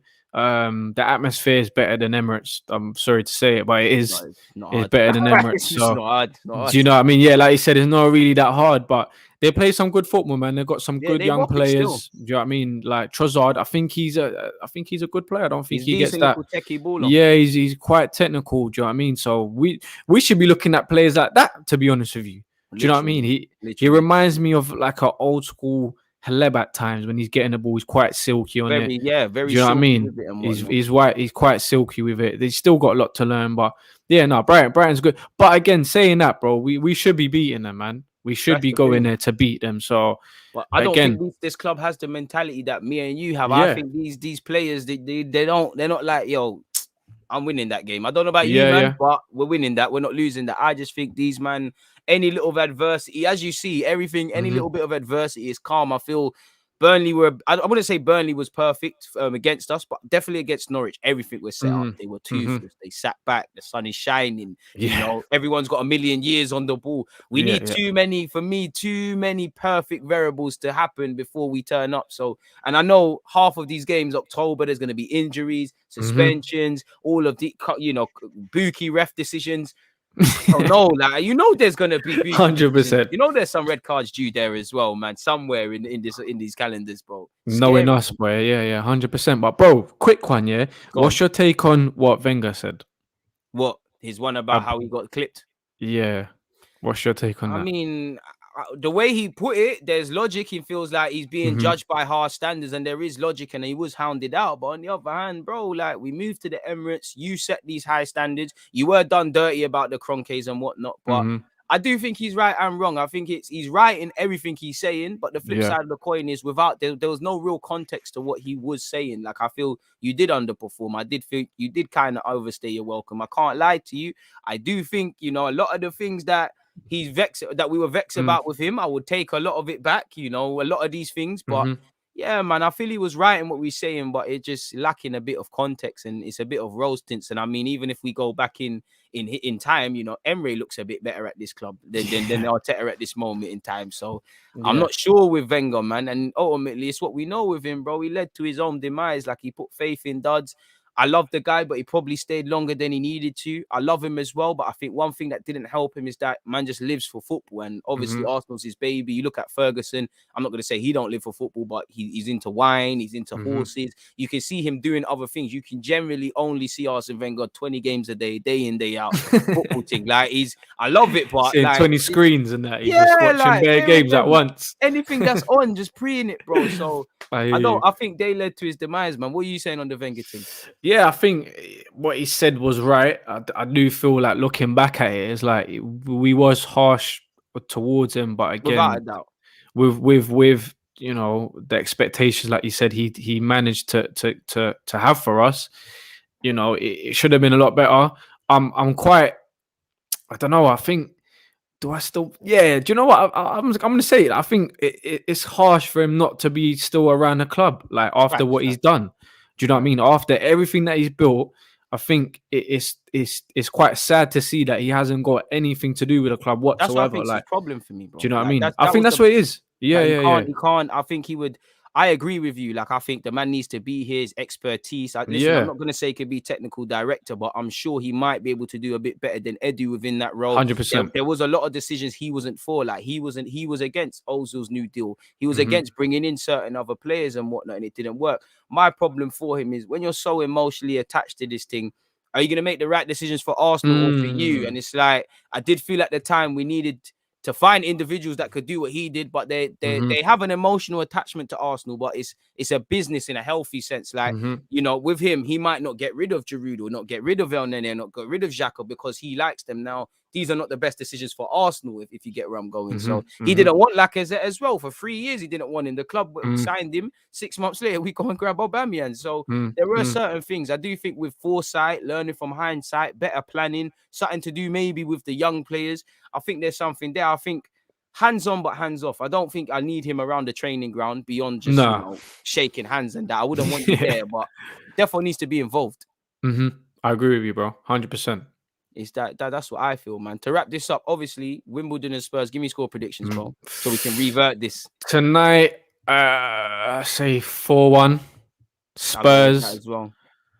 I'm gonna go for a boring 2-1 to Arsenal. I mean, I was going to pick the same thing, man. I think dirty 2-1. I think they'll get a pen. There might be a red card for us, scary, shaky game, but I can't bet against us. Today, I want 4 or 5 goals, to be fair with you. I don't think it'd be perfect, so we'll concede. So I'm going with you, man. I'm going 4-1 Wimbledon, 2-1 Spurs. So yeah, I'll go with that, man, really. Let them know where they can find you as well, because we've just done so much waffling about Arsenal. We actually haven't, I'm going to bring your stuff up now. No, 100%, man. Yeah, on the IG, Coach Gerald.Lami. Can catch me on there. YouTube, Coach Gerald Lami. With the content, need to up the content, people. Get onto him, don't worry, man. Yeah, you got to get onto me. I need to start getting some things out there. But yeah, life happens, man. But 100%, there'll be more content coming out real soon.